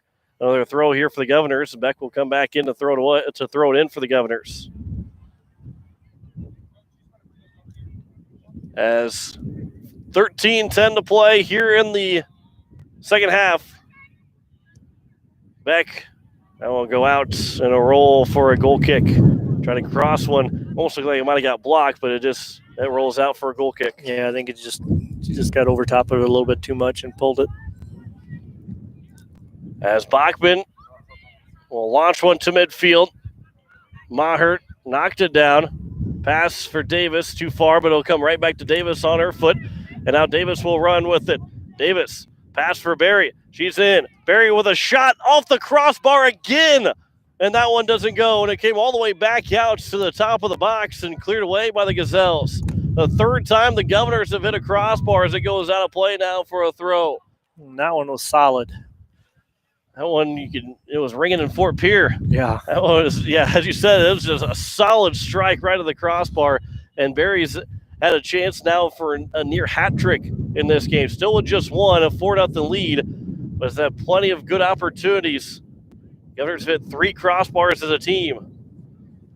Barry, as he'll try and get in for Iverson, it's going to roll all the way down and a roll out for a goal kick. 11:50 to play here in the. And we'll have a couple of subs come in. A.J. Hicks, Graceland Taylor, Mutual Knaus, Templeton, Iverson, and Maher will all come out. As good jobs here by the Pierre Governors. A 4-0 lead for Pierre. And Coach Zanin happy with this team's performance through the first near 70 minutes as they lead 4-0 over the Gazelles. Davis. That one will roll out. And a throw here for the Gazelles. Now we'll go off of the Gazelles. Actually, no, goes off the Governors. So it'll be a throw here for Yankton again. On the throw. It'll be off this time of Yankton, and now will be a Pierre throw in. As the Governors will have their own. Again, they can take their time. They can add a couple more here before we get to the end of this game. 10:40 to go. Yeah, and I think, for their confidence and just, I think if you get 3 in the first half, you don't want to kind of go scoreless in the second, even if you're playing a little bit different style and things like that. You want to keep that momentum going, and they've had their chances for certain. And here's Taylor. That cross gets blocked down. It'll roll. It'll be dead before it gets out of play. Now Taylor has a chance to cross and try to center, and it'll be knocked out by the Gazelles. And here, again, also in the last 10 minutes, you want to leave everybody healthy. Right. You've got a 4-0 lead. It's not completely over, but it's going to take a lot for Yankton to score 4 times in 10 minutes. But now the big thing is to leave healthy and to get ready for next Tuesday against whoever that opponent might be, and on the road in the first round of the playoffs. Yeah, exactly. That's the goal now for sure. You want to leave healthy, but it would be nice to have a handful, though. Well, yeah, more is always better. That's right. As it'll be played here for the Gazelles. It's Sherbet. That pass nearly stolen by the Governors. And now here's a chance, and Yankton's got a lot of room, and it's going to be Bites with a chance. She couldn't get a clean shot away, and a good job by Allison. She actually stopped the ball before it went out, and it'll roll down for a corner for the Gazelles. The first one of the game for either side, and the Governors kind of fell asleep right there, but Bites, when she had a chance to dribble it right in front of the goal, she took it to the side instead.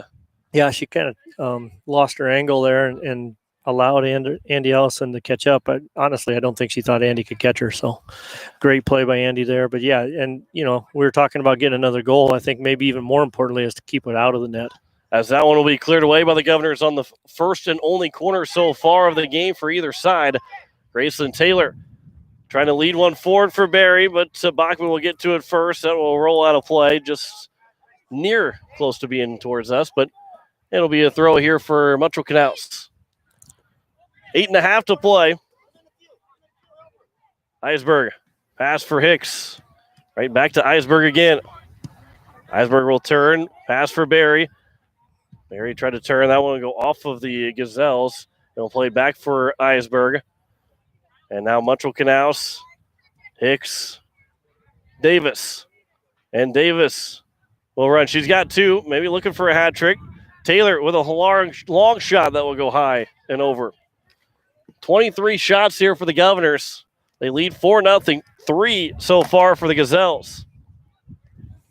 And just there in your call, name after name after name from Pierre, completing passes and possessing the ball and things like that. That's anytime you see that, they're playing well and you're doing the right things. Foul is called on Metro Canals. At the beginning of the season, it was more of a one name, other teams got it. One name, other teams got it. Maybe 2 or 3 names, but the last couple of games, it's been 4 to 5 names that we say in a row before either a shot or just that the other team is able to get at least a foot on it. Yeah, exactly. They're, again, possession, completing passes. It's like every other game that you play. You want to be efficient. You want to keep control of the ball. Barry for Taylor. Graceland Taylor will turn back to Barry at the top of the box. She'll settle. Barry with the left foot, a shot and a save made by Hebda as it almost broke free of Hebda's grasp. 10 saves here for the goalkeeper for Yankton. She's been a busy goalkeeper here for the Gazelles. 14 shots have been on target for the Governors and a couple of crossbars that were hit as well. That one will be blocked down on a throw now upcoming for Yankton. We'll have a sub come in. 2 subs come in here for Yankton as Boomsma and Olsen are both in. 6.5 left here in the second half. On the pass, Metro Canals tried to steal it away. It'll be taken by Williams. Williams got tripped up, but back for Allison. They'll play in midfield. Eisberg, she'll turn. Her pass, that will be intercepted, and that'll be played back by Olsen, given right to Metro Canals. Metro Canals will try and lead one for Eisberg. That one's cleared away, and that one just over the top of Mendel Miller, who jumped up for it. I don't know if that was a jump. Okay, that was a John Winkler jump. That was, you got about as much air as I usually do. My vertical is about as good as that one. Yeah, I didn't get much on that one. I'm glad you're there. I was turning. I had my hands full. I couldn't make that catch. Eisberg. That will be played at the top of the box. Not cleared, though, by the Gazelles. Hicks couldn't get a shot away. Eisberg still with it. 2 defenders close in on her. Eisberg, though, still with it. Her pass off of the Gazelle defender. Try to lead one for Davis. Davis will get bumped as it will be played out by Christensen, and it'll be roll away. And a throw. I thought you were going to get your 50-50 ticket out there. Now sitting right here, I'm about ready to ask if you won. It's 5:10 to play here in the second half. 4-0 lead for the Governors. Allison, that one will go out, and a throw here for the Gazelles. I'm getting text messages about my lack of jumping ability. Well, the good thing is that we were on air together to make fun of that together. Yeah, exactly. As Christensen, that one will be played for Christensen. A roll to the corner, and it's did not go out. Almost had a corner for the Governors. That was had to be at the line. You can't see from this far away. I couldn't see even if I was right up on the line either, but it'll be a throw here for the Governors. 4:25 to play here in the second half. Governors are going to win their third game of the season, and they'll add up those seed points and maybe be able to jump one more spot to try and get to that 11th seed. But again, right now, if the season would end today without any change, the Governors would be playing the Mitchell Colonels in the first round of the playoffs. We'll try and find the standings here to. Yeah, I think the way I was looking at it this morning a little bit, and I think, quite possibly if everything holds true to form without upsets and things like that, it could very well be that Pierre will jump over Sturgis and Mitchell will fall a spot, and they'll still end up together. Yeah, Pierre should jump over Sturgis as they have 39.389 with Sturgis with 39.4, so not much of anything for Pierre to get a couple seed points to jump over the Sturgis Scoopers. As it's played for the Gazelles, and it'll play it out in a corner upcoming here for Yankton. And then you look at Sioux Falls Lincoln at 40.4, so that's over a full seed point away from the number 10 seed, but Mitchell could easily drop down as they're barely a point over Rapid City Central. Yeah, and Central's got, they could pick up some points too, so Mitchell's got to play Aberdeen, and that's probably not going to end well for them, so. As it'll be played down at the top of the box, cleared away by the Governors on the second corner for the Gazelles. 2:50 to play here as they start to announce some of the lineups for the boys varsity game. Again, as we get later here in the season, you gotta try and play a little bit early. Barry, here's a cross for Eisberg. Couldn't get a shot away, and no one else there for the Governors. So we played here for the Gazelles as it is Aubrey Lloyd up ahead for Boonsma, right back to Lloyd. Lloyd mishandles it, now plays at midfield. Lloyd will go down on the near side. It'll roll all the way down. It should roll out for a goal kick, and it will. With 2:10 left to go here in the second half. So bear with us after we get done with this game, as we'll get right over to the boys varsity game. And they're waiting for me. That's some really nice work here by athletic director Brian Mosier. Wait for the girls' game to get over with so they can get the radio guy over here. That's obviously, if you have that much power, I need to be nicer to you. You are pretty nice too. I appreciate it. I always enjoy having the help for all these girls' games, and even if you want to help me for the boys' game, I'll be happy for that too. As Avery Davis gets in, looking for the hat trick, and the pass went for Eisberg, and just missing Eisberg, and we played back for Mitchell Knaus. Here is Mitchell Knaus. She'll turn, gives for Eisberg, and Eisberg at the top of the box for Barry. Gives now for Taylor. Taylor with a shot, and that one off the hands of Hebda and out. And a good shot there from Taylor, and a really good save from Hebda. Here with 1 minute to go. Yeah, that was a good shot by Taylor. She put a lot on it and had a little space, really lined it up well, and it was another top shelf goal if she could, if the goalie doesn't make a pretty nice save. And now we're here in the final minute, and the Governors will get their first opportunity at a corner. This will come in. Barry tries to settle. Shot, scores! Ryan Barry scores again. It's a 5-0 lead for the Governors. Her second of the game. And they get one corner, and they take advantage of it. And a 5-goal performance here for the Pierre Governors. And a great job there. I believe Taylor was the one that got the corner in. And so the Govs lead 5-0 here in the last 50 seconds. Yeah, they're again great corner, put it in the right spot, and those dangerous plays that weren't there early in the year are starting to come around. So with just 20 seconds to go, the Governors are going to win their third game of the season, and now we'll wait to see exactly who they will face, and that one will be determined late Thursday night into Friday morning when we figure out who exactly the Governors will face going into the first round of the playoffs. Final seconds, Governors win 5-0 over the Yankton Gazelles. Back in a minute with the start of the boys game. You're listening to Pierre Governor soccer on today's KCCR and today's KCCR.com.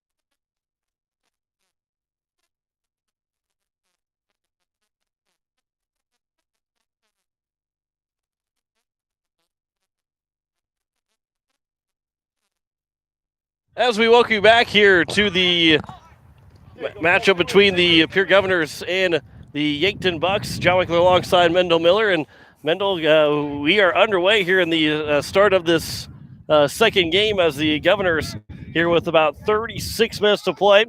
As that shot will come in from the Bucks and a save made by Cam Aharts. Wake up! As the ball 5 feet, let's build it out. Is the first shot of the game. I'm assuming the first shot of the game goes in favor of Yankton. Yeah, as you've been setting things up here, I've kind of been watching. That is their first shot. They have had possession on their half most of the time, but again, the wind comes into play, and they're using it to their advantage. As Yankton will have the win at their back to begin the game. This is a hard shot that will go high over the goal. That one just missed. And the second shot goes high. That looks like that was for the Yankton Bucks, Gage Becker, that had that opportunity. And so 2 shots here so far for Yankton. First sub coming in, it's going to be Nathan Ersman for the Governors. Paul Heth, who did not play yesterday, he is back, return, and he will come out as Aharts as it will go to Briggs off of his foot and it'll go out. And Yankton wants to move quickly here. Alex Knuckles. As that one will be a nice sliding play by Thompson to clear back out. Another throw here for the Bucks. And Yankton up just a couple of spots in the standings of the Pierre Governors and the boys. Again, the Governors, out even after last night, going into last night, they would play Roosevelt in the first round. And after last night, both teams moved up and down a spot, so they still will play in the first round if things would hold on. As Ryland Derry, his pass and a foul is going to be called on Yankton. First one committed by either side. As we have 35 minutes remaining here in the first half, glad you could join us here, and those on YouTube that are still watching on the that's got the for the girls soccer match, we're going to keep it here on this one. We're not going to get a new one set up here as we went right into this. Well, they went right into this. We tried to get in here as quick as we could. As the Governors are have possession on the free kick. Rafe Briggs. They'll try and get around Knuckles. It'll come back for Briggs. And it'll now be played for Trace Jensen. No Briggs again. Good play there by Briggs. And a foul is going to be called on Yankton, and another free kick upcoming. And that's a really good job by Rafe Briggs. They're just working really hard. 3 Yankton defenders around him, and he just kept fighting and draws a foul. And now Cole Peterson, Ryland Derry will step up, and we'll see who takes the free kick. Governors were shut out last night to Roosevelt. Nearly had a tie. It was 9 minutes to go when Roosevelt took the 1-0 lead. And they will back up the 2-man wall for the Yankton Bucks. That is Christian Budig and Will Pavlish. They'll back them up. The referee will walk those yards, and now they can take one step forward. So now a little bit of, I guess, a little time waster here for the Governors. And Peterson and Derry both stand there. We'll see who takes it. As Peterson will run across, Derry will take the free kick, and that one goes too far away and off. I think Derry will like that one over again. The Bucks will head it out, and now they'll look to counter and start a run the other way. It'll be taken here by Budig. And his pass intercepted by the Governors, but comes right back for Yankton. This one will come across, and then played back, though, by the Governors. Rafe Briggs got back to clear it away. Trace Jensen, his pass goes right to Cordell Schlickenmeyer. And now Jacob Kirchner. He couldn't get one free for Yankton. But we played back for Becker. Becker will float one maybe towards the net or towards centering it, and it'll go wide, and it'll go out for another goal kick. Yeah, you want to go back to that free kick that Pierre had, and Derry's left-footed trying to bend that ball into the wind, and that's a tough call there, tough ask for him to do that. So here is Game Aharts, who was magnificent last night in the 1-0 loss. Made a heck of a save on a penalty kick. Kept it tied late in the first half. The Governors had all the momentum. And when you go back to, and if you watch the video from last night's and the goal that was scored by Roosevelt, they were offside when the goal was scored. So the Governors, although they don't want moral victories, would probably be happy to know that they pretty much played Roosevelt to an 80-minute scoreless tie. Yeah, exactly. And, we might have gotten in trouble earlier for some comments on referees in general, but the video doesn't lie. You know what they say? They say it's on tape, and that seems to be pretty obvious. And that one, again, if that's going to happen, hey, let it happen in the regular season, and you feel good going into the postseason if you have to play them again, because right now, you would have to play them here next week, Tuesday already. Yeah, exactly. And everybody's human. Everybody's going to make mistakes, and that's part of the game and part of the things that you got to overcome as an athlete. And Leiferman trying to get one free for Peterson. That speed that Peterson had just couldn't quite get over to it, and it'll go out of play. And a throw here for the Governors. Mr. Brian Mosier joining us here.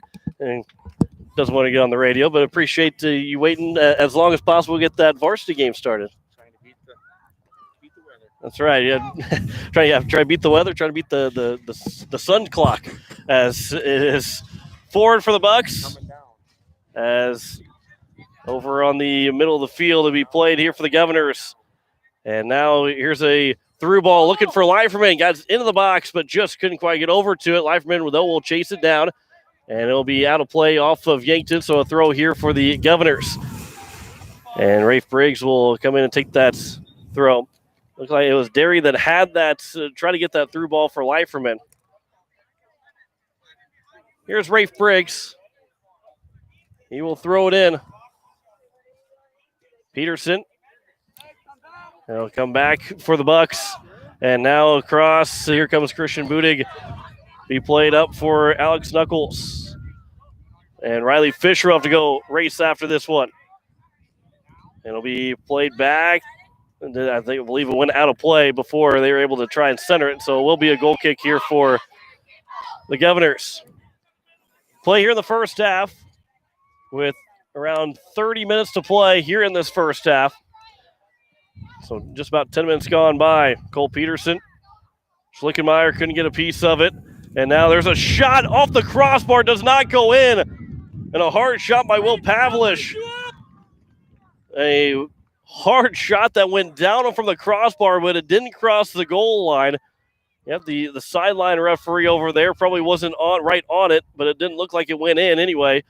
And the Governors are lucky to still be 0-0 right now. Thompson headed it, but didn't clear it.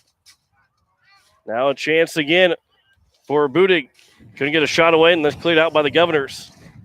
So a really good chance that beats, and it's hard to beat Ahart's high, and they got him beat, just didn't get just underneath the bar.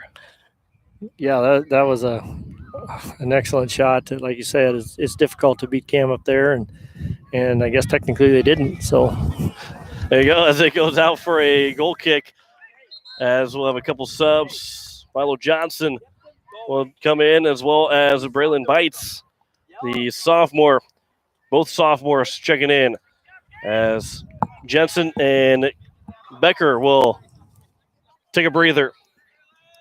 Cam Ahart's line up for the goal kick, as it'll be played here for now the Governors.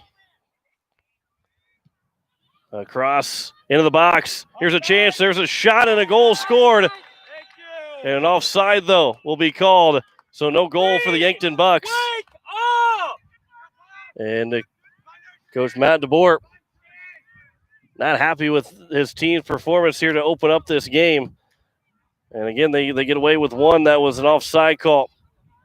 And it'll be a throw here give me a free kick here for the Governors. Green, wake up! Come on! So, and DeBoer pleading with this team.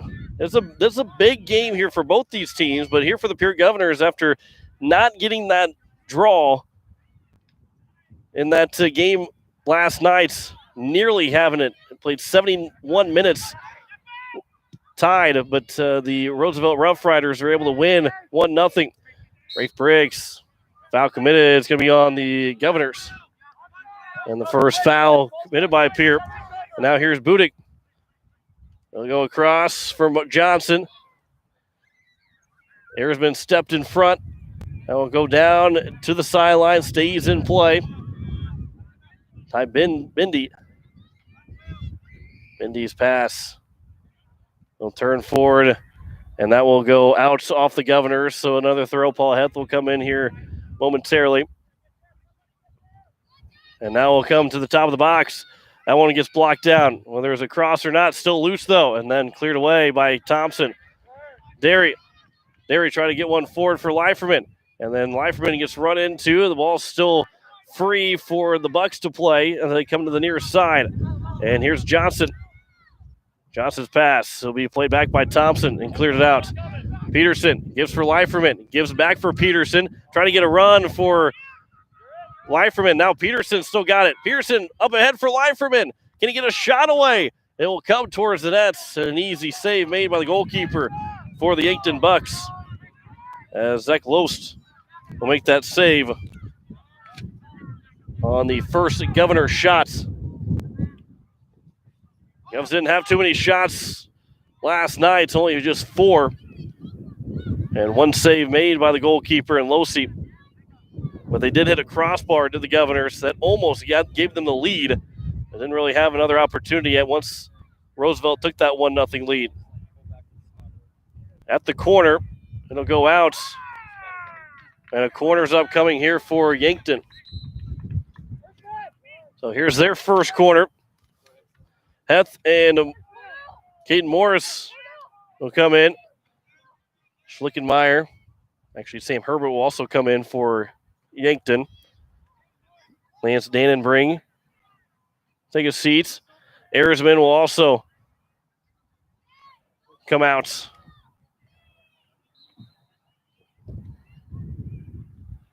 On the corner, who comes in. It's loose. Went off of Ahart's mitts, and it'll come out to the near side. It'll be played now here for Yankton again. Johnson, a quick throw. We played down. Johnson tries to center. Peterson got a foot on it. Peterson with some speed. Peterson up ahead for Leiferman, but too far. And it'll go here for a throw for the Bucks. As it was not touched by Yankton. Quick throw. As Leiferman got a foot on it. Trying to get it over for Derry. But it'll be played back for Knuckles. Now Kirchner. Knuckles again. And Budig goes to the near side. The only one there is Thompson for the Governors. They'll get right back to Budig. And Budig will turn. Left foot across. And now played down. Knuckles out by Fisher. Then stay in opportunity for just a throw. And I believe it's going to be just a throw. No, it will be a corner. Second corner now here for Yankton. This will be coming from the near side. Under 24 left to go here in the first half. No score. 39 coming in, 39 3 shots for Yankton. On the center. Comes across. Everybody missed it, but it's going to be headed by Thompson. He goes down as it'll be a foul on Yankton. And Thompson's a little slow to get up.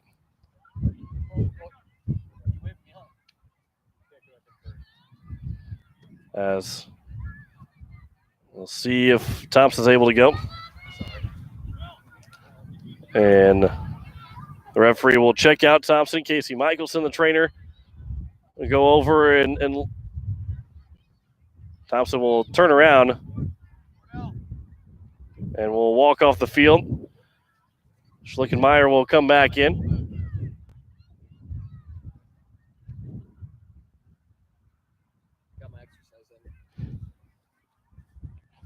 Of a throw here, or a free kick for the Governors. Aharts will take the free kick after the play was blown dead. The clock had stopped. As being knocked down, Schlickenmeyer got a piece of it. We play back to the far side. And the Bucks trying to get one free, and that will roll all the way down and roll out for a goal kick here for Aharts.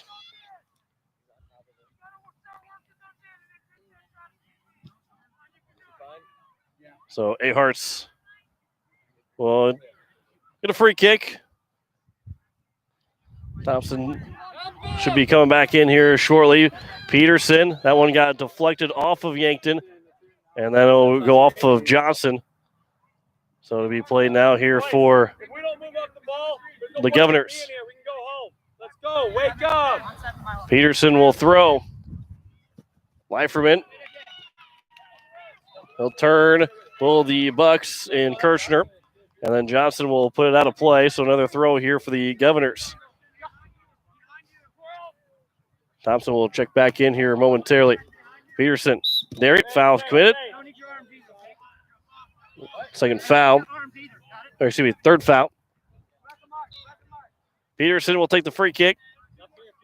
Just past midfield. Pearson will direct traffic. Trying to wave the guys a little to his right. And on the free kick, Peterson. Wynn took that one. And that will go out for a goal kick. And Thompson will come in for Caden Morris. And it'll be a goal kick here for Loest. And on the quick pass, so Yankton will have possession. It'll come to the near side. Johnson up ahead for Pavlish at the crossbar not too long ago. Budig knuckles now for Pavlish again. Pavlish to the corner of the box. His pass to the top of the box. There's a shot that gets blocked by Riley Fisher. Still played here for Yankton. Another pass gets blocked. Paul Heth will block that one. But then passes it right back to Yankton across midfield. Top of the box, turn with it is Budig. He'll throw down Briggs. Thompson will clear it away off the head of Leiferman, but then headed down by Kirchner. Johnson over to the near side of the sideline. Played back for Knuckles, but a turn for Briggs. Briggs has possession, steps through two different defenders. They say play on.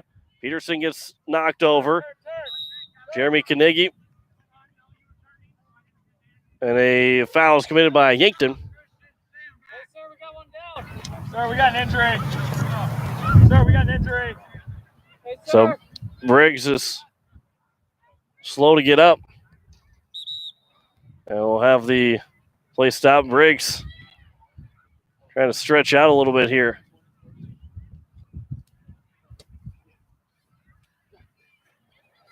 And we have Ersman come in for Rafe Briggs.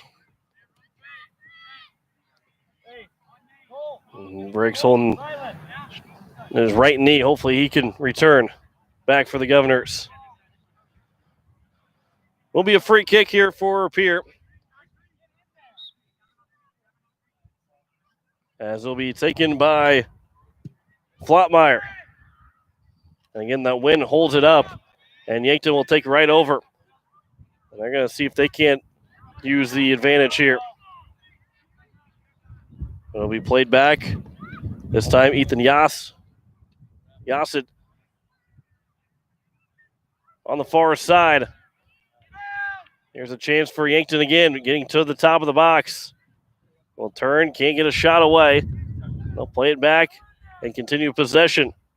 This one will get across into the box. Not out yet. Almost cleared away, and this one will be shot well high over the crossbar. And another goal kick upcoming. 5 shots now for Yankton, just 1 for the Governors. As they continue to struggle to get the offense going. Here in the first half, as Cam Aharts will take the goal kick. Cole Peterson. This pass gets deflected, knocked down, taken here by Yankton. This will come in the box. Was not cleared away by Thompson, but Thompson was able to get back to clear it away. This one will be shot high over. Another missed shot from Yankton. And a real missed opportunity from Yankton. As Lance Danningbrink will check in, as well as Trace Jensen will come back in. And after today, the Governor soccer teams will not play until next Tuesday, and the opponent will be determined after Thursday is over. As that's the last day of soccer in AA, actually in the entire state. First round will be played next Tuesday. You're in. Now here's a chance. Leiferman trying to get through, trying to bump through. No foul call on either side. It'll come back for Johnson here on the near side. Ersman will almost take it away from Johnson, but Johnson will have it. It'll be played now up ahead for Pavlish. Pavlish was knocked down by Schlickenmeyer. Budig, good job by Thompson to step up. And we turn around, and Sam Herbert will come back. Yankton will cross. Try to get it back to the top of the box. And a low shot that gets blocked down by Thompson. And to the near side. Still played. This is Pavlich. Except he turns it over to Erisman. And a good job to juggle and pass one over the top of Leiferman. And Erisman almost intercepted the pass from Johnson.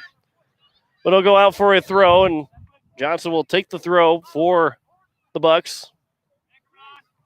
Here with 17 minutes to play in the first half. As that will be rolling out, and it'll go for another corner. Third quarter of the afternoon here for Yankton, of the evening. As we are nearing the 6 o'clock hour. Yeah, it's usually when we're supposed to start the boys game, but we're halfway through the first half before we get to the 6 o'clock hour. As the corner will come in, headed, still loose. Shot gets blocked, still loose to the top of the box. Riley Fisher trying to clear it away, does momentarily. And it'll be played still loose. Caden Thompson can't clear it. And Yankton with a couple of shots that have been blocked by the defense. Throw quickly in from Yankton into the box. Turn. That one will be then cleared out by Jeremy Carnegie, but right back in. This comes in on net, and a great jumping save from Cam Aharts. As that one was going to go towards the bottom of the crossbar, and Aharts is able to make that save. His second, and another corner for Yankton. It's fourth now.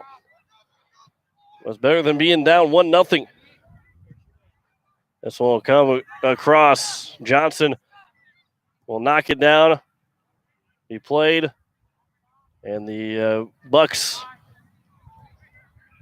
the far side, still in possession. They'll roll all the way out for a goal kick.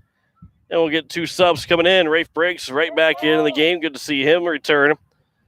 And the other is Carson Aharts, the sophomore. Will check in. Erisman and Heth will come out for the Governors. 15 minutes to play here in the first half. As Aharts will play back out to midfield. They'll roll the far side and taken by Ethan Yassett, and out for a throw for Yankton again. Actually, a foul is going to be called, so it'll be a free kick for the Bucks. And again, with the wind at their back here in the first half, 25 minutes have gone by. They don't take advantage of it on that free kick. Took a one hop right to Cole Peterson. Milo Johnson will lay it back. Johnson now will get the pass after it was Danningbreen that laid it back. Briggs will take it away from Johnson. Gives for Derry. Derry will turn and try and get one forward for Briggs. It's going to get to the box, to the top of the box, and grabbed. And it'll be taken by Loest. So the goalkeeper does not allow the Governors to get a clean shot away. Off of Schlickenmeyer, right to the Bucks. Coming into the top of the box. Still a run. Here's a shot, and a goal is going to be scored by Yankton as they got through two different defenders. And Bites will put it in, and Yankton will open up with 13:48 to play. What do you expect? You don't play, they score goals. And Wake up! Bites makes it 1-0. Braylon Bites, the sophomore. So it is 1-0 here for the Yankton Bucks. 13:48 to play. As it will be a restart here for the Governors, and they've got as Coach Sabor, again, not happy with how his team has performed to this point. This is a big game here for the Governors to get some seed points. Schlickenmeyer will have to clear this one away off the restart. The Governors didn't really have anything going. And it'll go out, though, for a goal kick. And we'll get Alex Knuckles and Zach Hebda in. Casey Brewers will come in for Jeremy Carnegie. Cameron Aharts off the goal kick.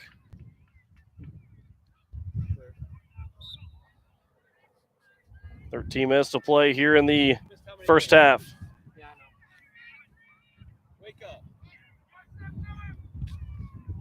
As Carson Aharts trying to get possession here for the Governors. Schlickenmeyer, foul called on Yankton.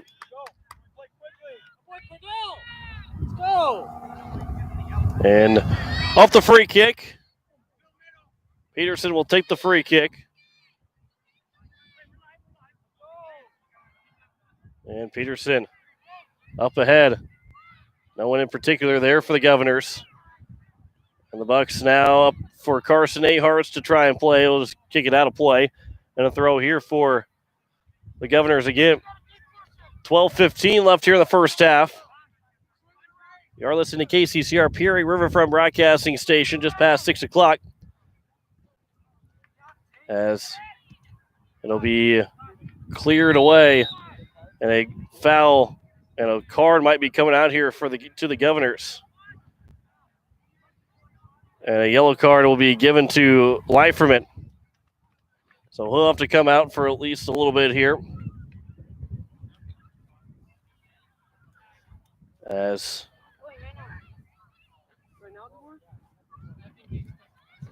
coming in will be Andrew Campiup. The 8th grader will be in.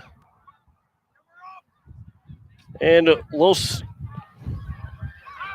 will take the free kick, headed by Fisher, but it went towards the Bucks, and that one will be out. Ethan Yassich will have an opportunity. Excuse me, that's Zach Hebda that had the opportunity. Stephen Blanchard, the 8th grader, is in. They'll replace Rylan Derry as a sophomore will take a breather. 11 minutes to play here in the first half. Yankton has controlled the majority of this game. Governors in the back-to-back. Right now, again, they trail 1-0. That will be a foul committed by Yankton. As a couple subs will be coming in. Yassin and Johnson.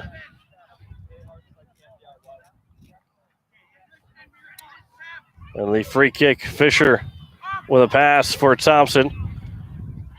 Peterson will give for Brewers. Briggs back for Brewers through the legs of Briggs. And then Yankton will take back over.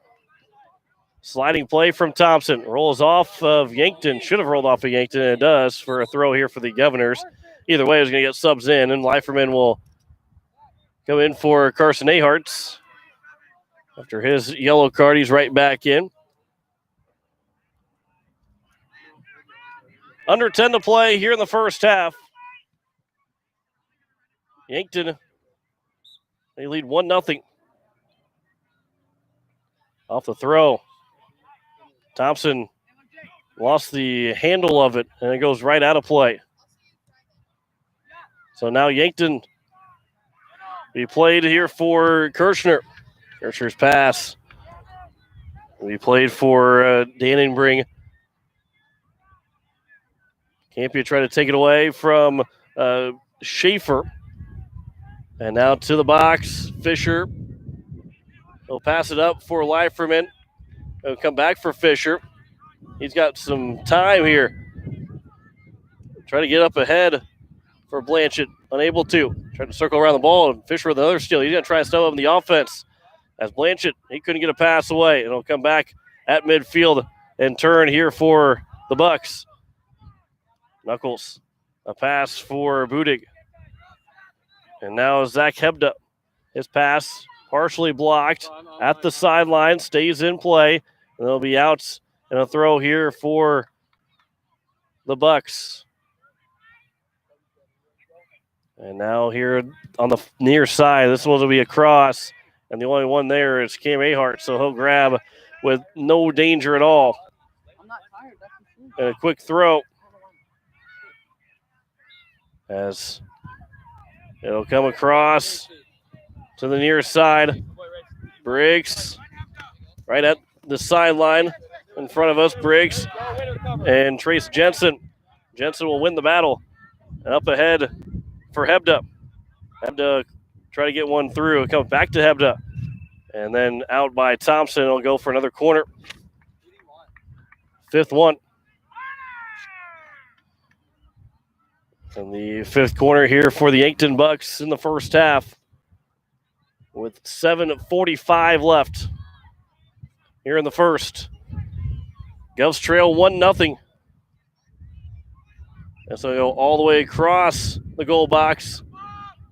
Cleared by the Governors. Peterson, he gets knocked over, gets right back up, and will play. Peterson will get some speed going here. Peterson will try to get one through. Leiferman's now got it free. Leiferman will try and equalize it. Leiferman with a shot and a save is made. Lowe's came out in a good battle. And a good challenge by Lowe's, and the save is made. And the first good chance for the Governors. And Lowe's makes that save as now Derry and Carnegie will check in for Brewers and Blanchett. Boy, great opportunity here for Pierre, and they just couldn't capitalize. Briggs will throw. For Jeremy Carnegie. We'll go back for Briggs. His pass. Leiferman just couldn't get over to it. Trying to stay on time. Carnegie step up. That one will roll on the sideline and roll out. And a throw here for Yankton. 6:30 left here in the first half. Throw coming in here from Yankton. We played here to the near side. An opportunity for Hebda. Stepped on the ball, almost rolled an ankle with it. Now here's Budig. His cross to the top of the box. Played for the Bucks. That shot goes well high and over and out. Another throw or another goal kick on the 10th shot for Yankton. So near 5.5 to play here in the first half. Governors still trail 1-0. Bites scores the opening goal with 13 minutes to play. Governors have to play from behind as Derry tried to head one forward for Leiferman. That pass over and be taken for Hebda. To the near side, Budig. His pass. This will be cleared away and then knocked down by Yankton and Trace Jensen. As Derry just couldn't quite get over to it. It'll be now played for Budig again. Budig on the near side. That pass deflected by Carnegie. Stays before it goes out, and it will go out, but it goes off of the Yankton last. As Will Pavlish will check back in. And a goal kick here for Game A Hearts.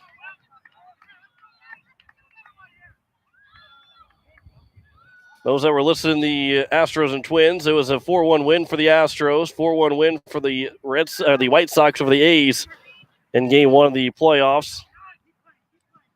Tampa and Toronto still wrapping up Game 1. Yankees and Indians will have that conclusion for you after this game concludes. Peterson gives for Leiferman. Now back for Peterson. And now Peterson to the corner of the box. His cross comes in, but no chance for the Governors to get a shot away. And it'll be cleared by the Bucks. Knuckles a pass. As Pavlish, a pass for Knuckles. A touch for Budig. And then turn it over back to Carnegie. But Budig will recover. That cross be headed. And that'll be knocked down right for the Bucks a chance. There's a shot and a good save by Cameron Aharts. Cam Aharts with an incredible save. And was a pass that ended up being straight to Yankton. And they'll get their sixth corner here the first half, but it easily could have been 2-0 without the good save by Cam Aharts. As it'll be headed towards into the box, cleared away by the Governors, out of the box and then out. Leiferman will race after it. And here comes Leiferman. His pass, or he doesn't get the pass, but he keeps possession with it. Leiferman with a strong run. Leiferman will try and turn. His pass now for Derry. His shots gets blocked away and it goes out and over the crowd. It'll be a throw here for the Governors. Late in the first half, 2:40 left to go. Here in the first, Governors looking for that equalizer here before we hit the halftime break. As it'll be off the Governors on the throw-in, so it'll go straight out for now a throw for Yankton. Head to midfield, across. Carnegie will leave it for Thompson. Played down, Briggs went underneath his foot as he jumped up in the air. Knuckles over the near side for Yassitz. Played back.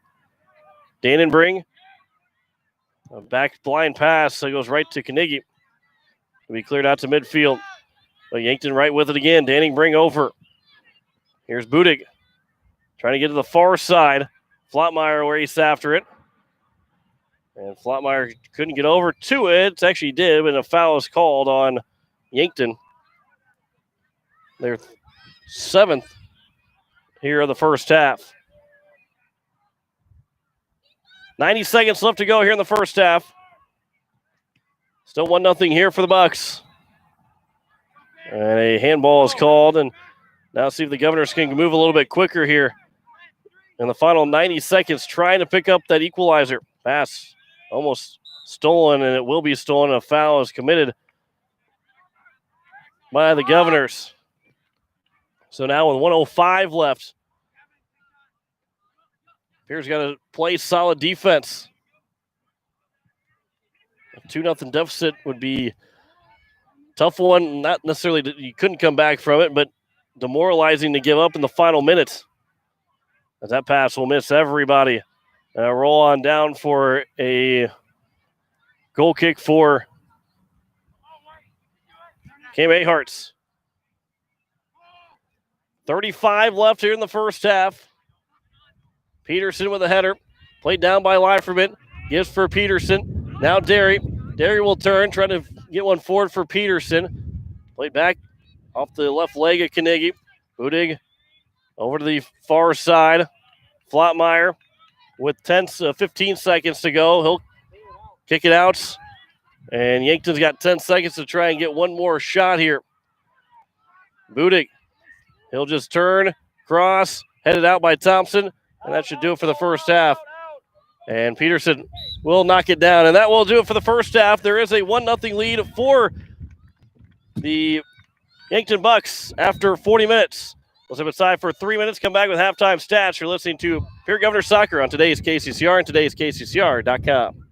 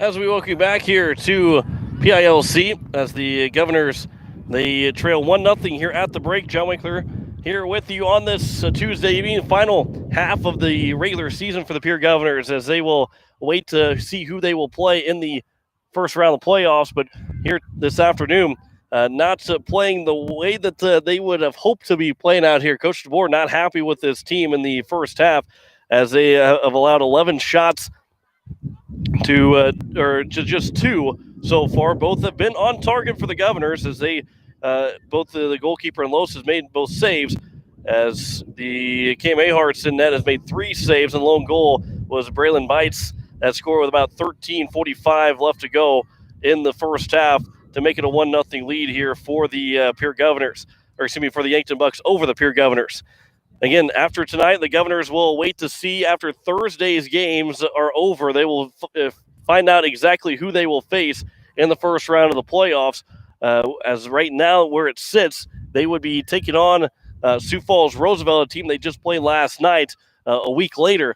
And that's the team that they lost to in the playoffs last year to be eliminated with the boys. So here the Governors are looking for a big win. They don't want to drop any more than what they are. They dropped one spot back to number 14. You don't want to drop back to 15 or 16. And the Governors have got to find a way to at least get a tie, if not try and get a win against this Yankton team, who, again, Yankton also at the same time, they're looking for a big win here too. They're looking to try and jump a couple spots going into the final end of the regular season and potentially be playing maybe an 8 seed in the first round and putting themselves in a good position for a very small upset instead of trying to make a big upset in the first round. The Governors, they got to find ways to put the ball towards the net in the second half.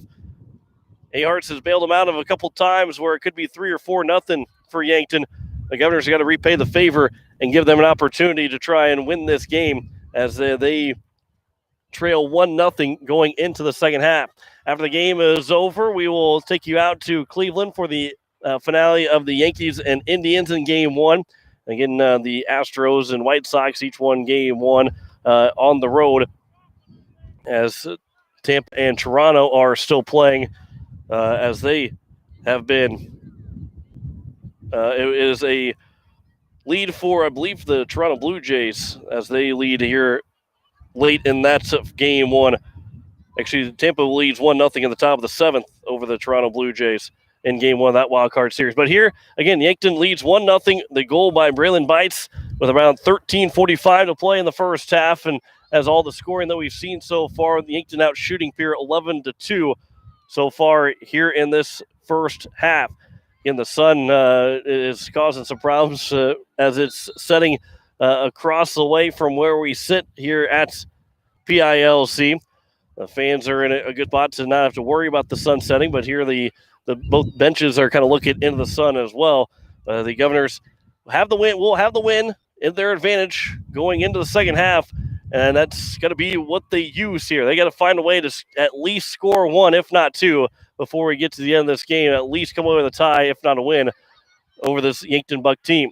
We'll step aside for 3 minutes. Come back with the start of the second half. You're listening to Pierre Governor Soccer on today's KCCR and today's KCCR.com.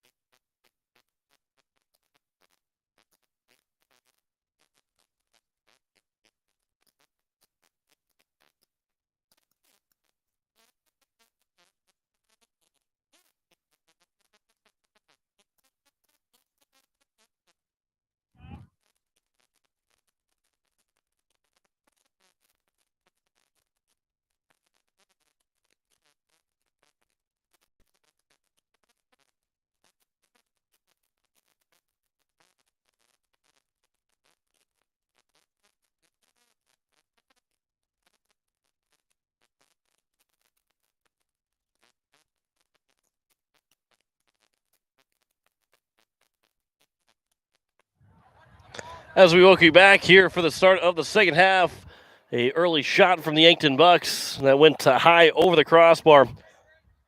As Pierre being now outshot 12-2 so far in this game. As the sun continues to set, Paul Heth will try and leave one forward for Derry, but too far of a run. And then Ty Bindy will play and will roll all the way down and roll out for Los to have a goal kick. Not down there, right here. Just tap it right there for him. He's coming in. As Los will settle and get ready to reset. Yankton doesn't have to be in any kind of hurry here. They can play for that 1-0 win, although there's still plenty of time left. We've just gotten to halftime, just past halftime. As here for Yankton, Dannenbring up to the far side as they go from left to right, and offside is called on the Bucks. Second time they've been guilty of an offside. So Hearts will take a free kick here for the Governors as they will reset. Played off of Yankton. Peterson will knock it out on the head. Ryland Derry will turn, try and play with it. Steps through two defenders. Derry with a cross, maybe a shot that goes wide. And looking for that far post. And it goes out for another goal kick.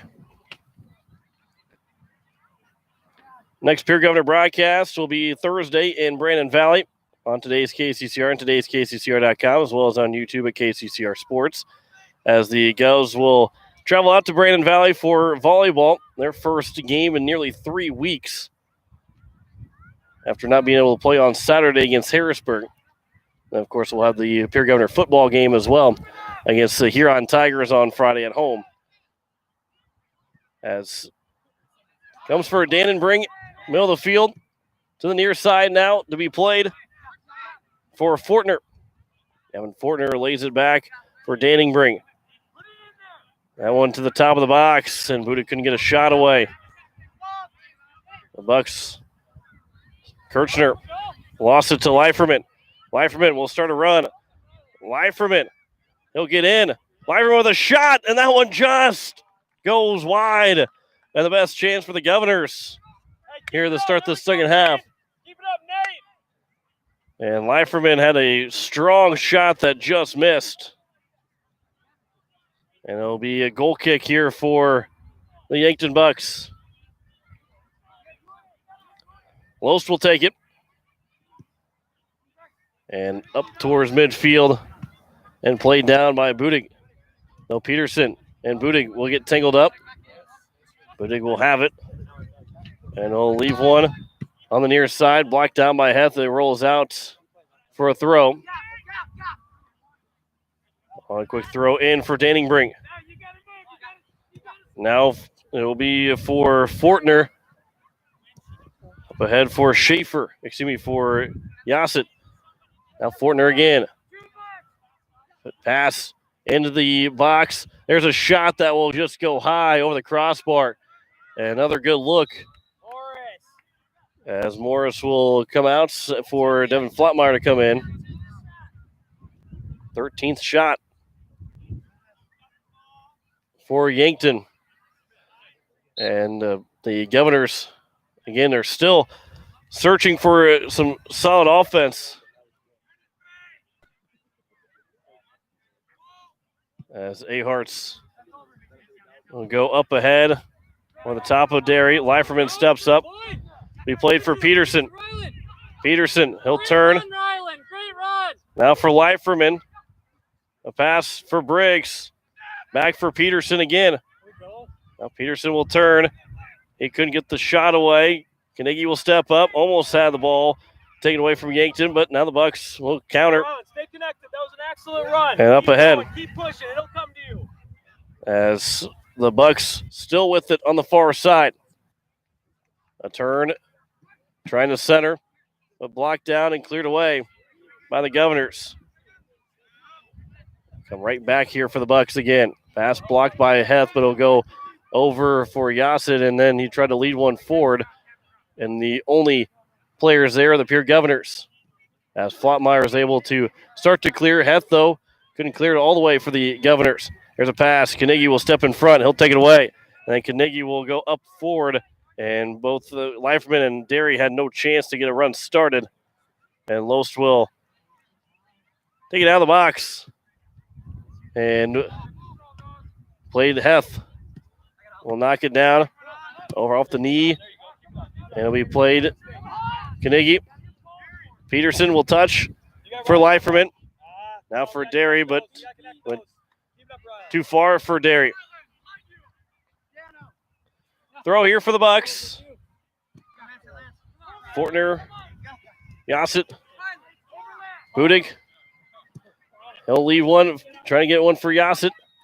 Flottmeyer will step in front of it and he'll knock it out. And a throw here upcoming.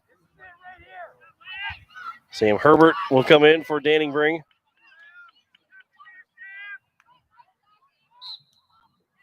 On the throw here for Yankton on the near side. He played for Budig. Back for Fortner. Budig again.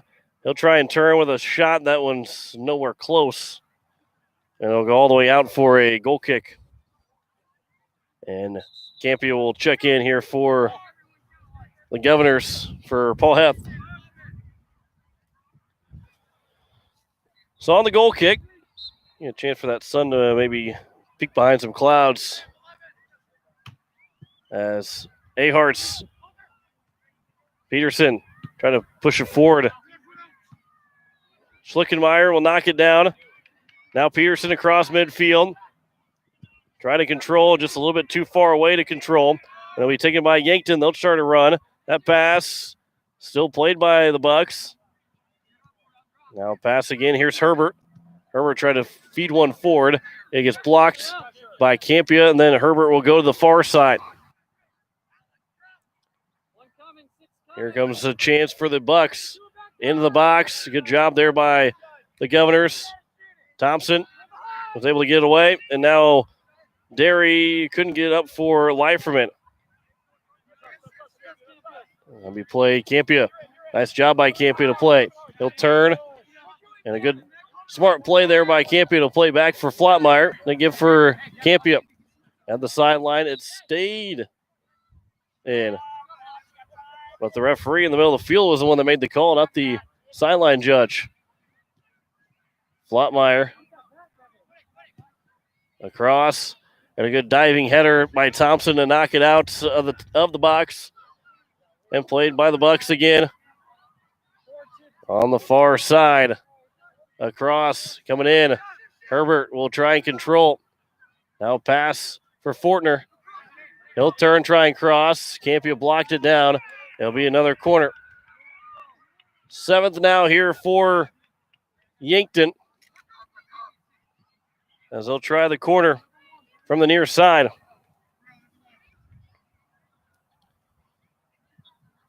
Here, as we play here in the second half with 30 minutes to go, 30 and a half.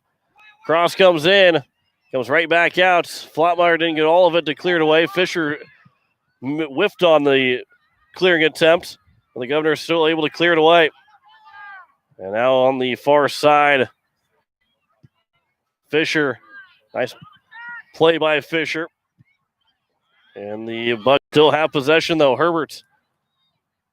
Now over here for Yassett. Schaefer with a run across, and it'll roll right in the midst of Ahart's. And Cam Ahart's will slow things down a little bit.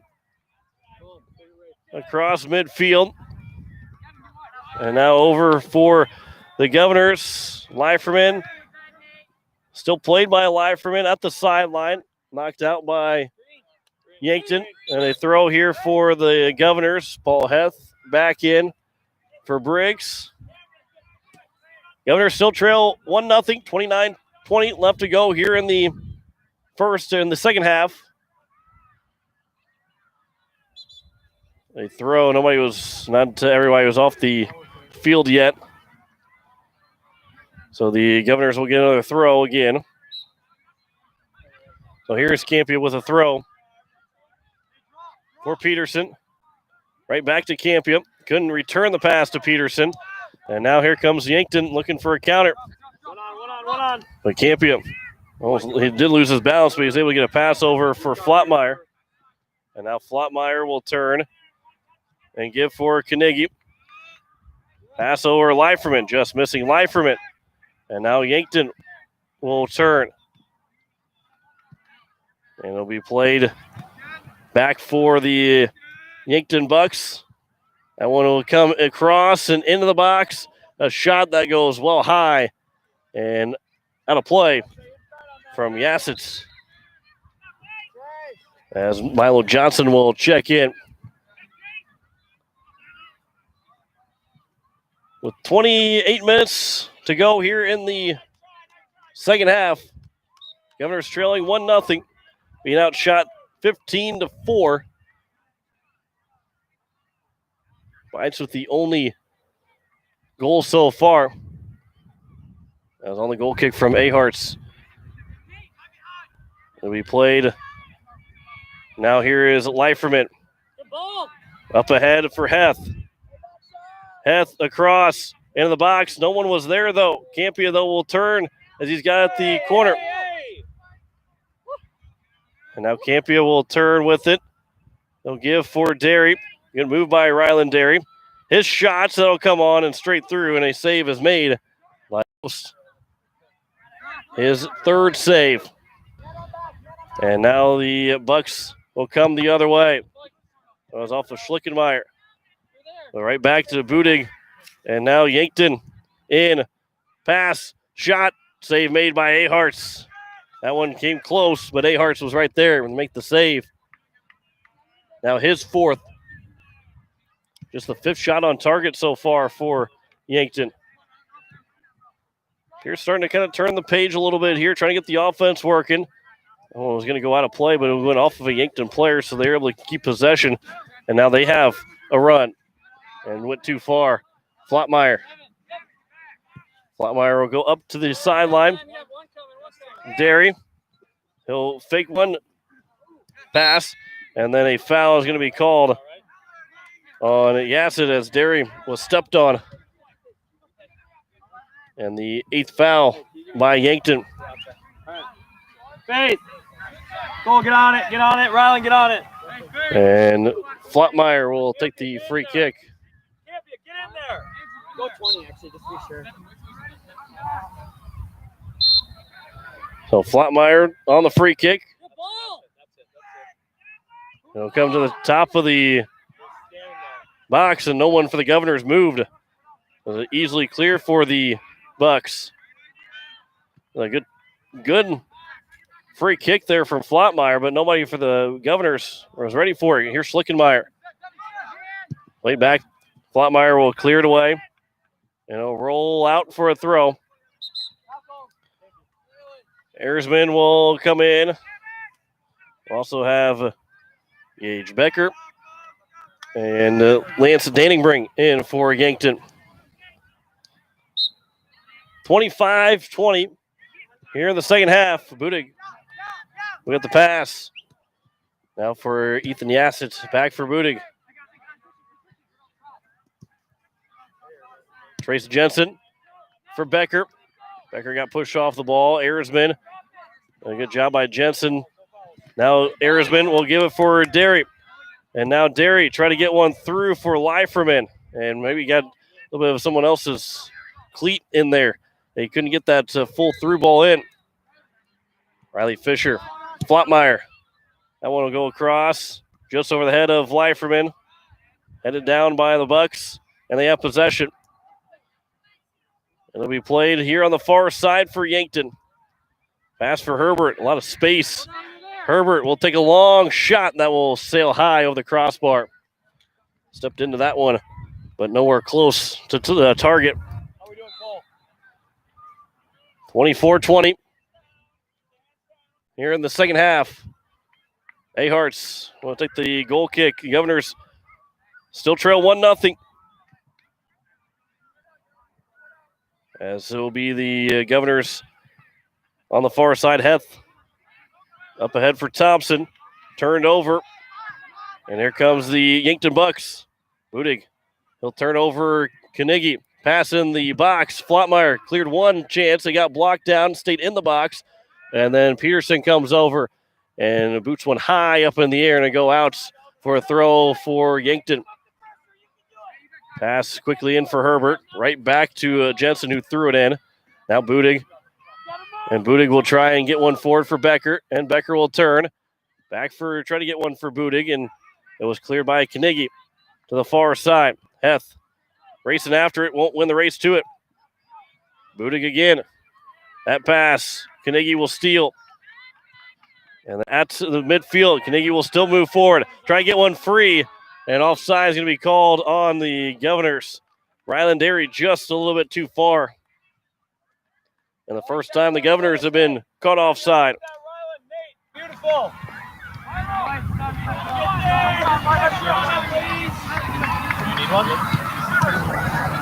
As the Governors or the Yankton Bucks with possession. Leading 1-0 over the Pierre Governors. Herbert. A pass for Jensen. Yassett over for Becker.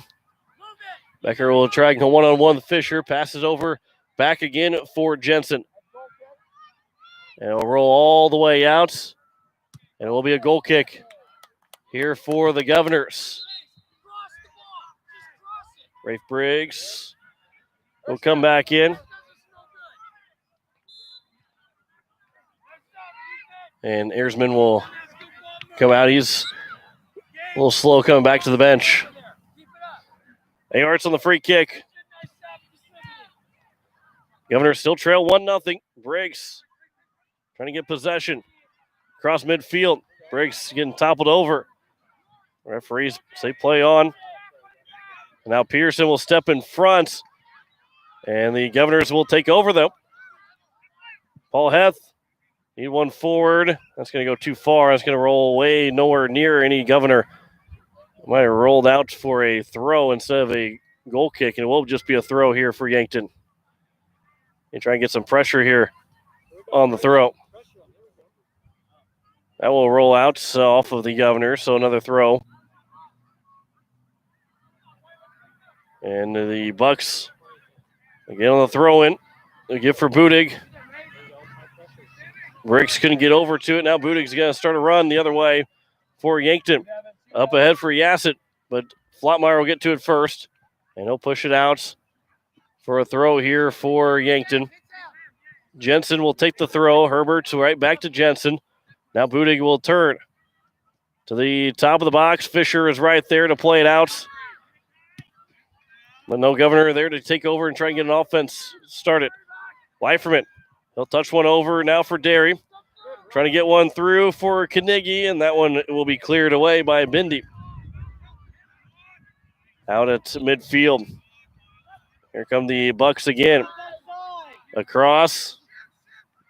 And Yankton looks like maybe they were offside, but Briggs will let it go out. And it should be a throw here for. And we'll go for Yankton. It was not touched by anybody, but it rolls out, and Yankton will get a throw. Budig gets in. Flotmeyer will turn. His pass intercepted by Becker. That one gets blocked down. Aharts will come out, and he'll grab. And he'll let the traffic clear away, and he'll actually boot one pretty quick. That one will be missed. Will roll out by Jensen. And it'll roll for a throw, and we'll have a sub coming in as Campy will come in. Knuckles will also come in. Budig and Heth. Budig for the Bucks, Heth for the Governors will come out.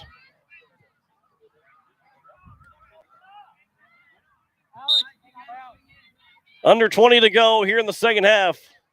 Governors still trail 1-0. Headed by Campion. Then it was headed by Peterson. That one will miss Campion. It should be a throw here for the Governors, and it will be. Flotmeyer will take the throw. Governors are still looking for that equalizer. And Peterson will let that roll past him so he can turn and get a run to it. Briggs back for Peterson. This one will roll all the way towards the net from Peterson. Look what happens when we connect. And the save is made by Losit. His fourth. Governors have had 4 of their 6 shots go on target so far here tonight. Played again from Briggs, but stolen by Yankton. And the Bucks will go up ahead, turn, trying to get one forward. And it'll roll all the way down in the corner. Pavlish. And that one will be taken now by the Governors. As a pass for Leiferman. And Herberts will take over after Yankton was able to get a steal. So come back right to Andrew Campion.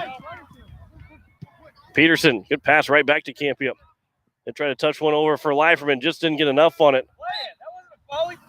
And Herbert will get knocked over by Leiferman, and a foul is called. 4th foul on Pierre. Herbert's very slow to get up. And they'll get the sub of Budig in.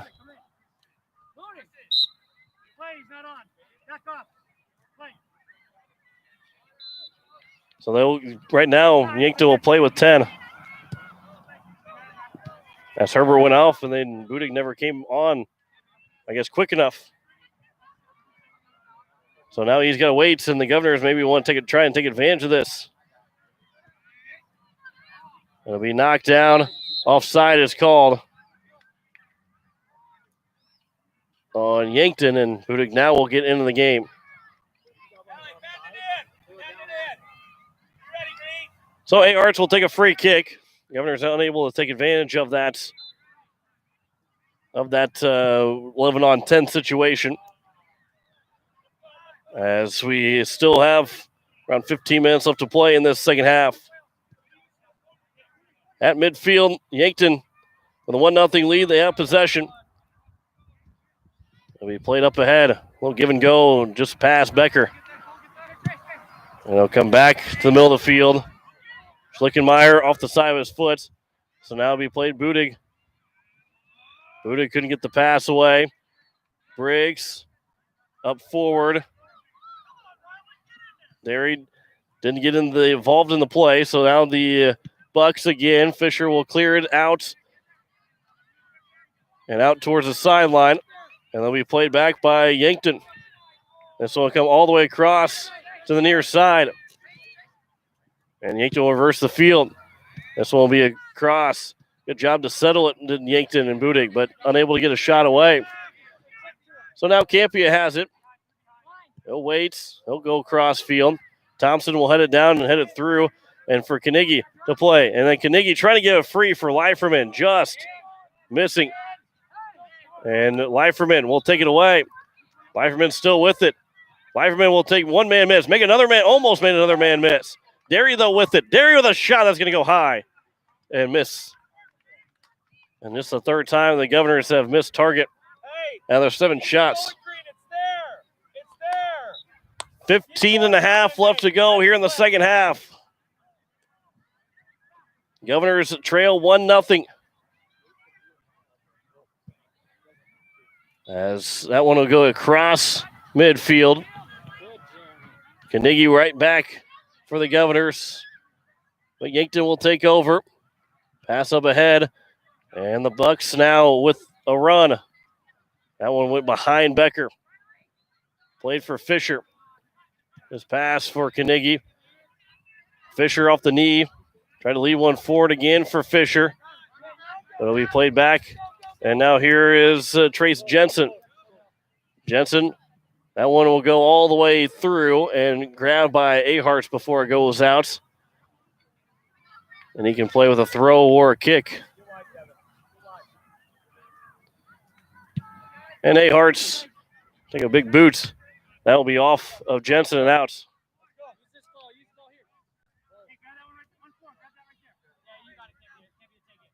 So Campion will take the throw.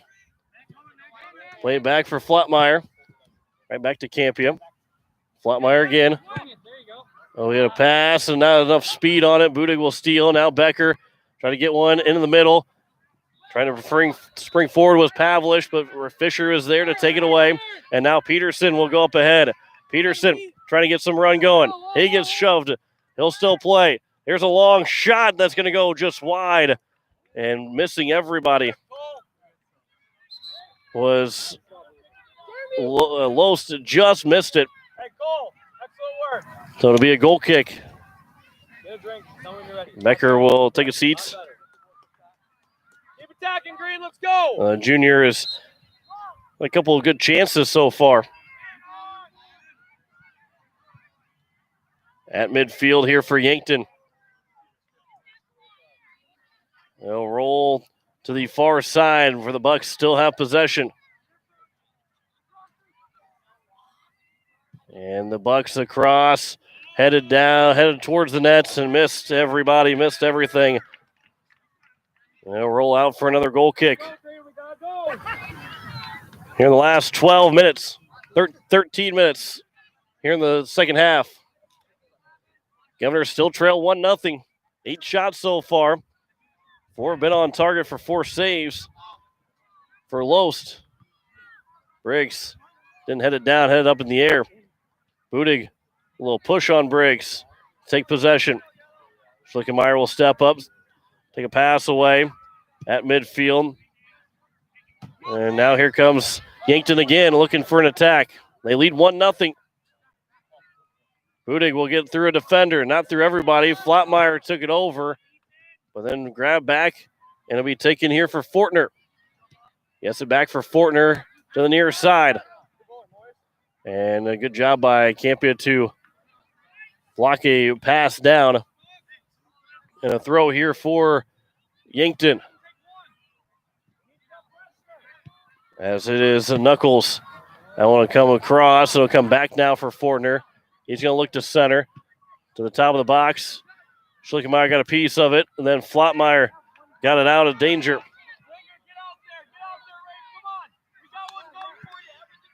And Fortner, he'll turn right through the legs of Schlickenmeyer, but it went right to Caden Thompson.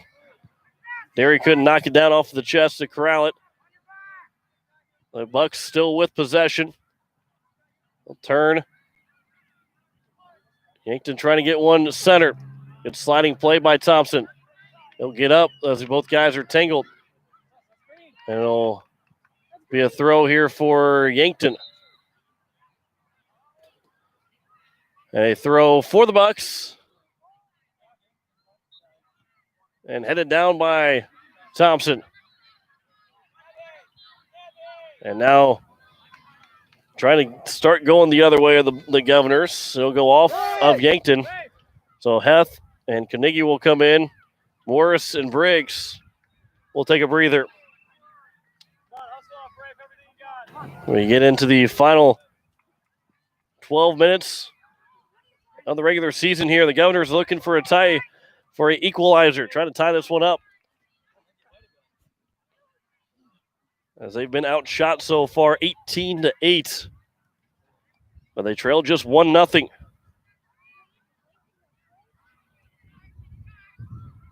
Be played by the Bucks. They stole it, took it over. Peterson couldn't get the steal. Now the Bucks again.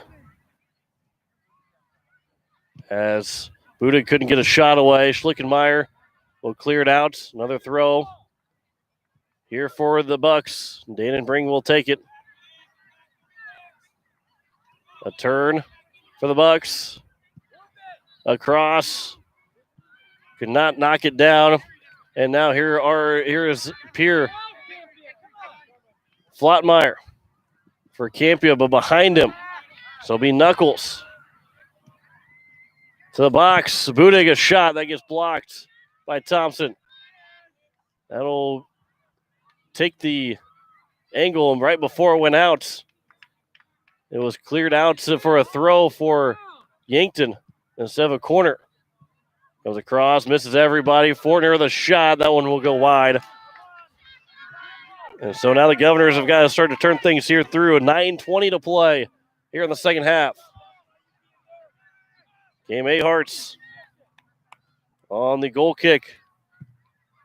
Governors are looking for some kind of a sustained offense here in the last 9:20. Leiferman, he's the farthest guy forward for the Governors. Will be taken for the Bucks. And now here are the Bucks again. Pass the middle of the field. Stepping up, trying to come in. Knuckles to the far side.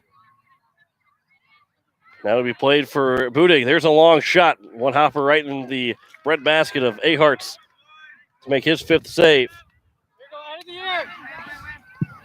Being not misplayed by Yankton. Ryland Derry trying to race after it with Fortner. And then it'll be played up ahead. Campia. And a foul was committed by Derry. And a free kick here for the Bucks. And Fortner. Fortner on the free kick. Hopped up. Fisher knocked it down. And it'll be played here for Yankton again. Now Carnegie. He'll go up forward to the far side. Looking for Leiferman on the run. But too far away. Leiferman couldn't get over to it. Governors here with about 8 minutes to play. Actually 7.5 to play. Trying to find one good shot here to tie it up. Thompson. Play it back across. And now here are the Bucks again. Up ahead on the attack with a run to the top of the box. And in, couldn't get a shot away. Cleared away by the Governors. Leiferman will head it towards the middle of the field. Derry's trying to race after it. A pass. It will be all the way to the far side. Stays in play. And through up the middle. And a turn for Budig. Budig will turn with it. He still has possession. Up the far side. And then out back to the middle of the field. Foul is committed by Yankton. Peterson will take the free kick. Now he'll let Game Aharts take it, but Fisher steps up. Carnegie for Leiferman. Back for Jeremy Carnegie. Trying to get one free for Derry. It'll roll towards the end line, but played back out by Yankton. Governors still have not had a corner yet in this game. Yankton's been keeping everything away from that box and away from that end line. And a foul now committed by the Governors. 6 minutes to play. 6 minutes to play here in the second half. Governors still trail 1-0. Trying to avoid another loss here to end the season. They lost 1-0 last night to Roosevelt. They tied Brookings after Brookings scored in the last minute. And the Governors can do what the Brookings Bobcats did to them. That goes out for a goal kick. Briggs and Morris. Schlickenmeyer and Heth. Campia, though, will come out. So, Game Aharts off the goal kick. Out to midfield. See if we get Morris and Briggs in there for some more offense. 5:10 left. So go out for a throw here for the Governors. Long throw. Knocked down. Out, though, for the Governors to have another throw. Briggs try to play it down, but it'll be taken by the Bucks. And Yankton looking for a counter. Fisher is there for Peterson. Now Peterson's pass gets blocked. He'll turn, though, and still have possession. Peterson, the speed to the middle of the field. Leaves one for Leiferman. Try to get it back for Peterson. Just could not. Leiferman gets tangled up with the Yankton Buck player. And it'll come out to midfield for Yankton. Morris will steal one away. Flotmeyer up ahead for Derry. That's an onside play. Ryland Derry the shot, and that one will go wide. And a good opportunity there for the Governors. And a great through ball for Flatmeyer that let Derry stay on side. 4 minutes to go. And the Governors picked up that 9th shot that just went wide. Looking for one to tie. Wings, wings, wings. And the fatigue here for the 3rd game in 4 days for this Pierre Governor team. And hoping that they can find one here in the last 4 minutes. Thompson all the way down. Leiferman played for Derry. Derry's still with it. Derry couldn't get the shot. Although now Derry's still with it. He'll try and level that one through, and that one will go all the way out. We need to give him options. Leiferman was slow to get up after what was going to be a foul, but they played the advantage of the Governors. Now 3:15 to go here in the second half.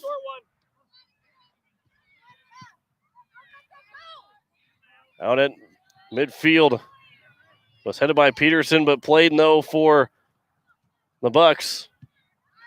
And Carnegie is able to get a sliding play back to midfield. Under 3 left to go. They'll turn with it, play it back. Will the Yankton Bucks. Now Jensen. Jensen across.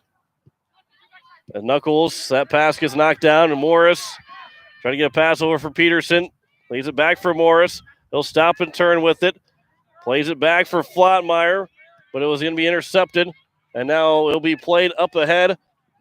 And a chance for Bites, who's got the only goal so far. Fisher. He'll turn. Flatmeyer. As he goes up ahead. Carnegie was able to knock it down, settle it. Look for Derry. Derry's going to try and get a run going. Derry will try and get in front of the defender. And a good job defending Ty Bendy. But now Derry still has it. And a foul is called on Derry.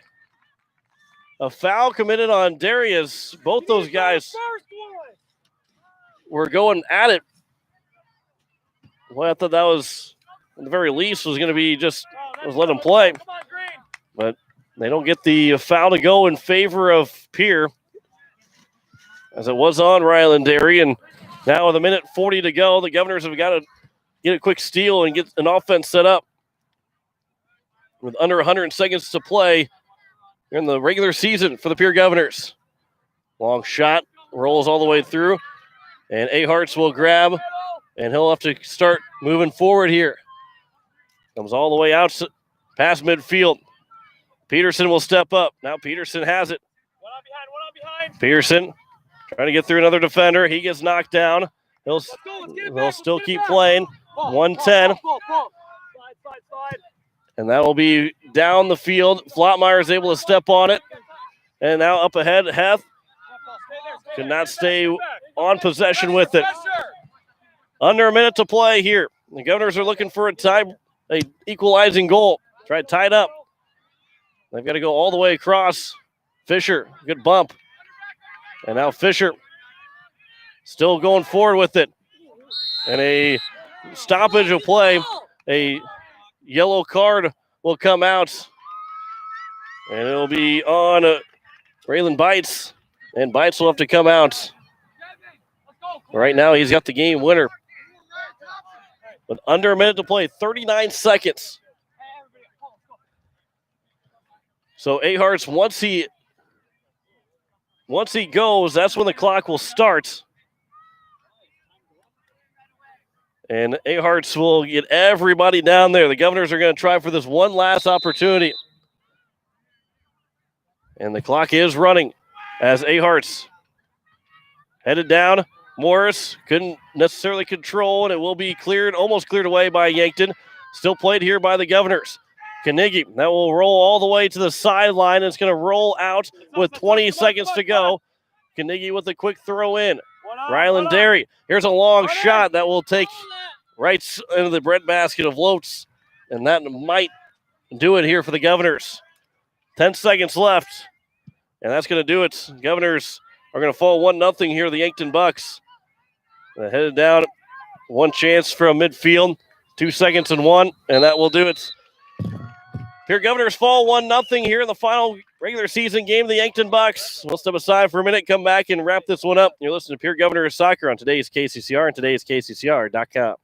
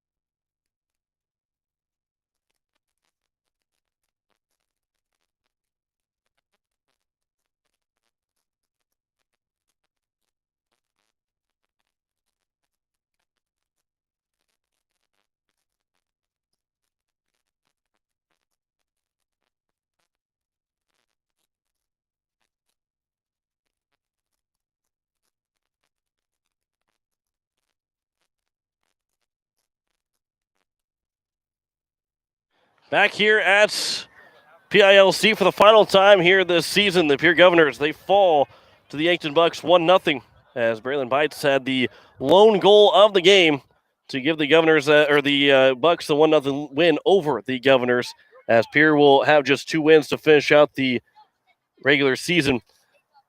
As for the Governors, they have 3 wins on the regular season. They finish it out as they fall to 3-6-2 to finish out the year. So now the Governors will wait until after Thursday to figure out who their opponent will be, and we'll let you know what game or games we'll have for you on next Tuesday for the first round of the state playoffs of AA soccer.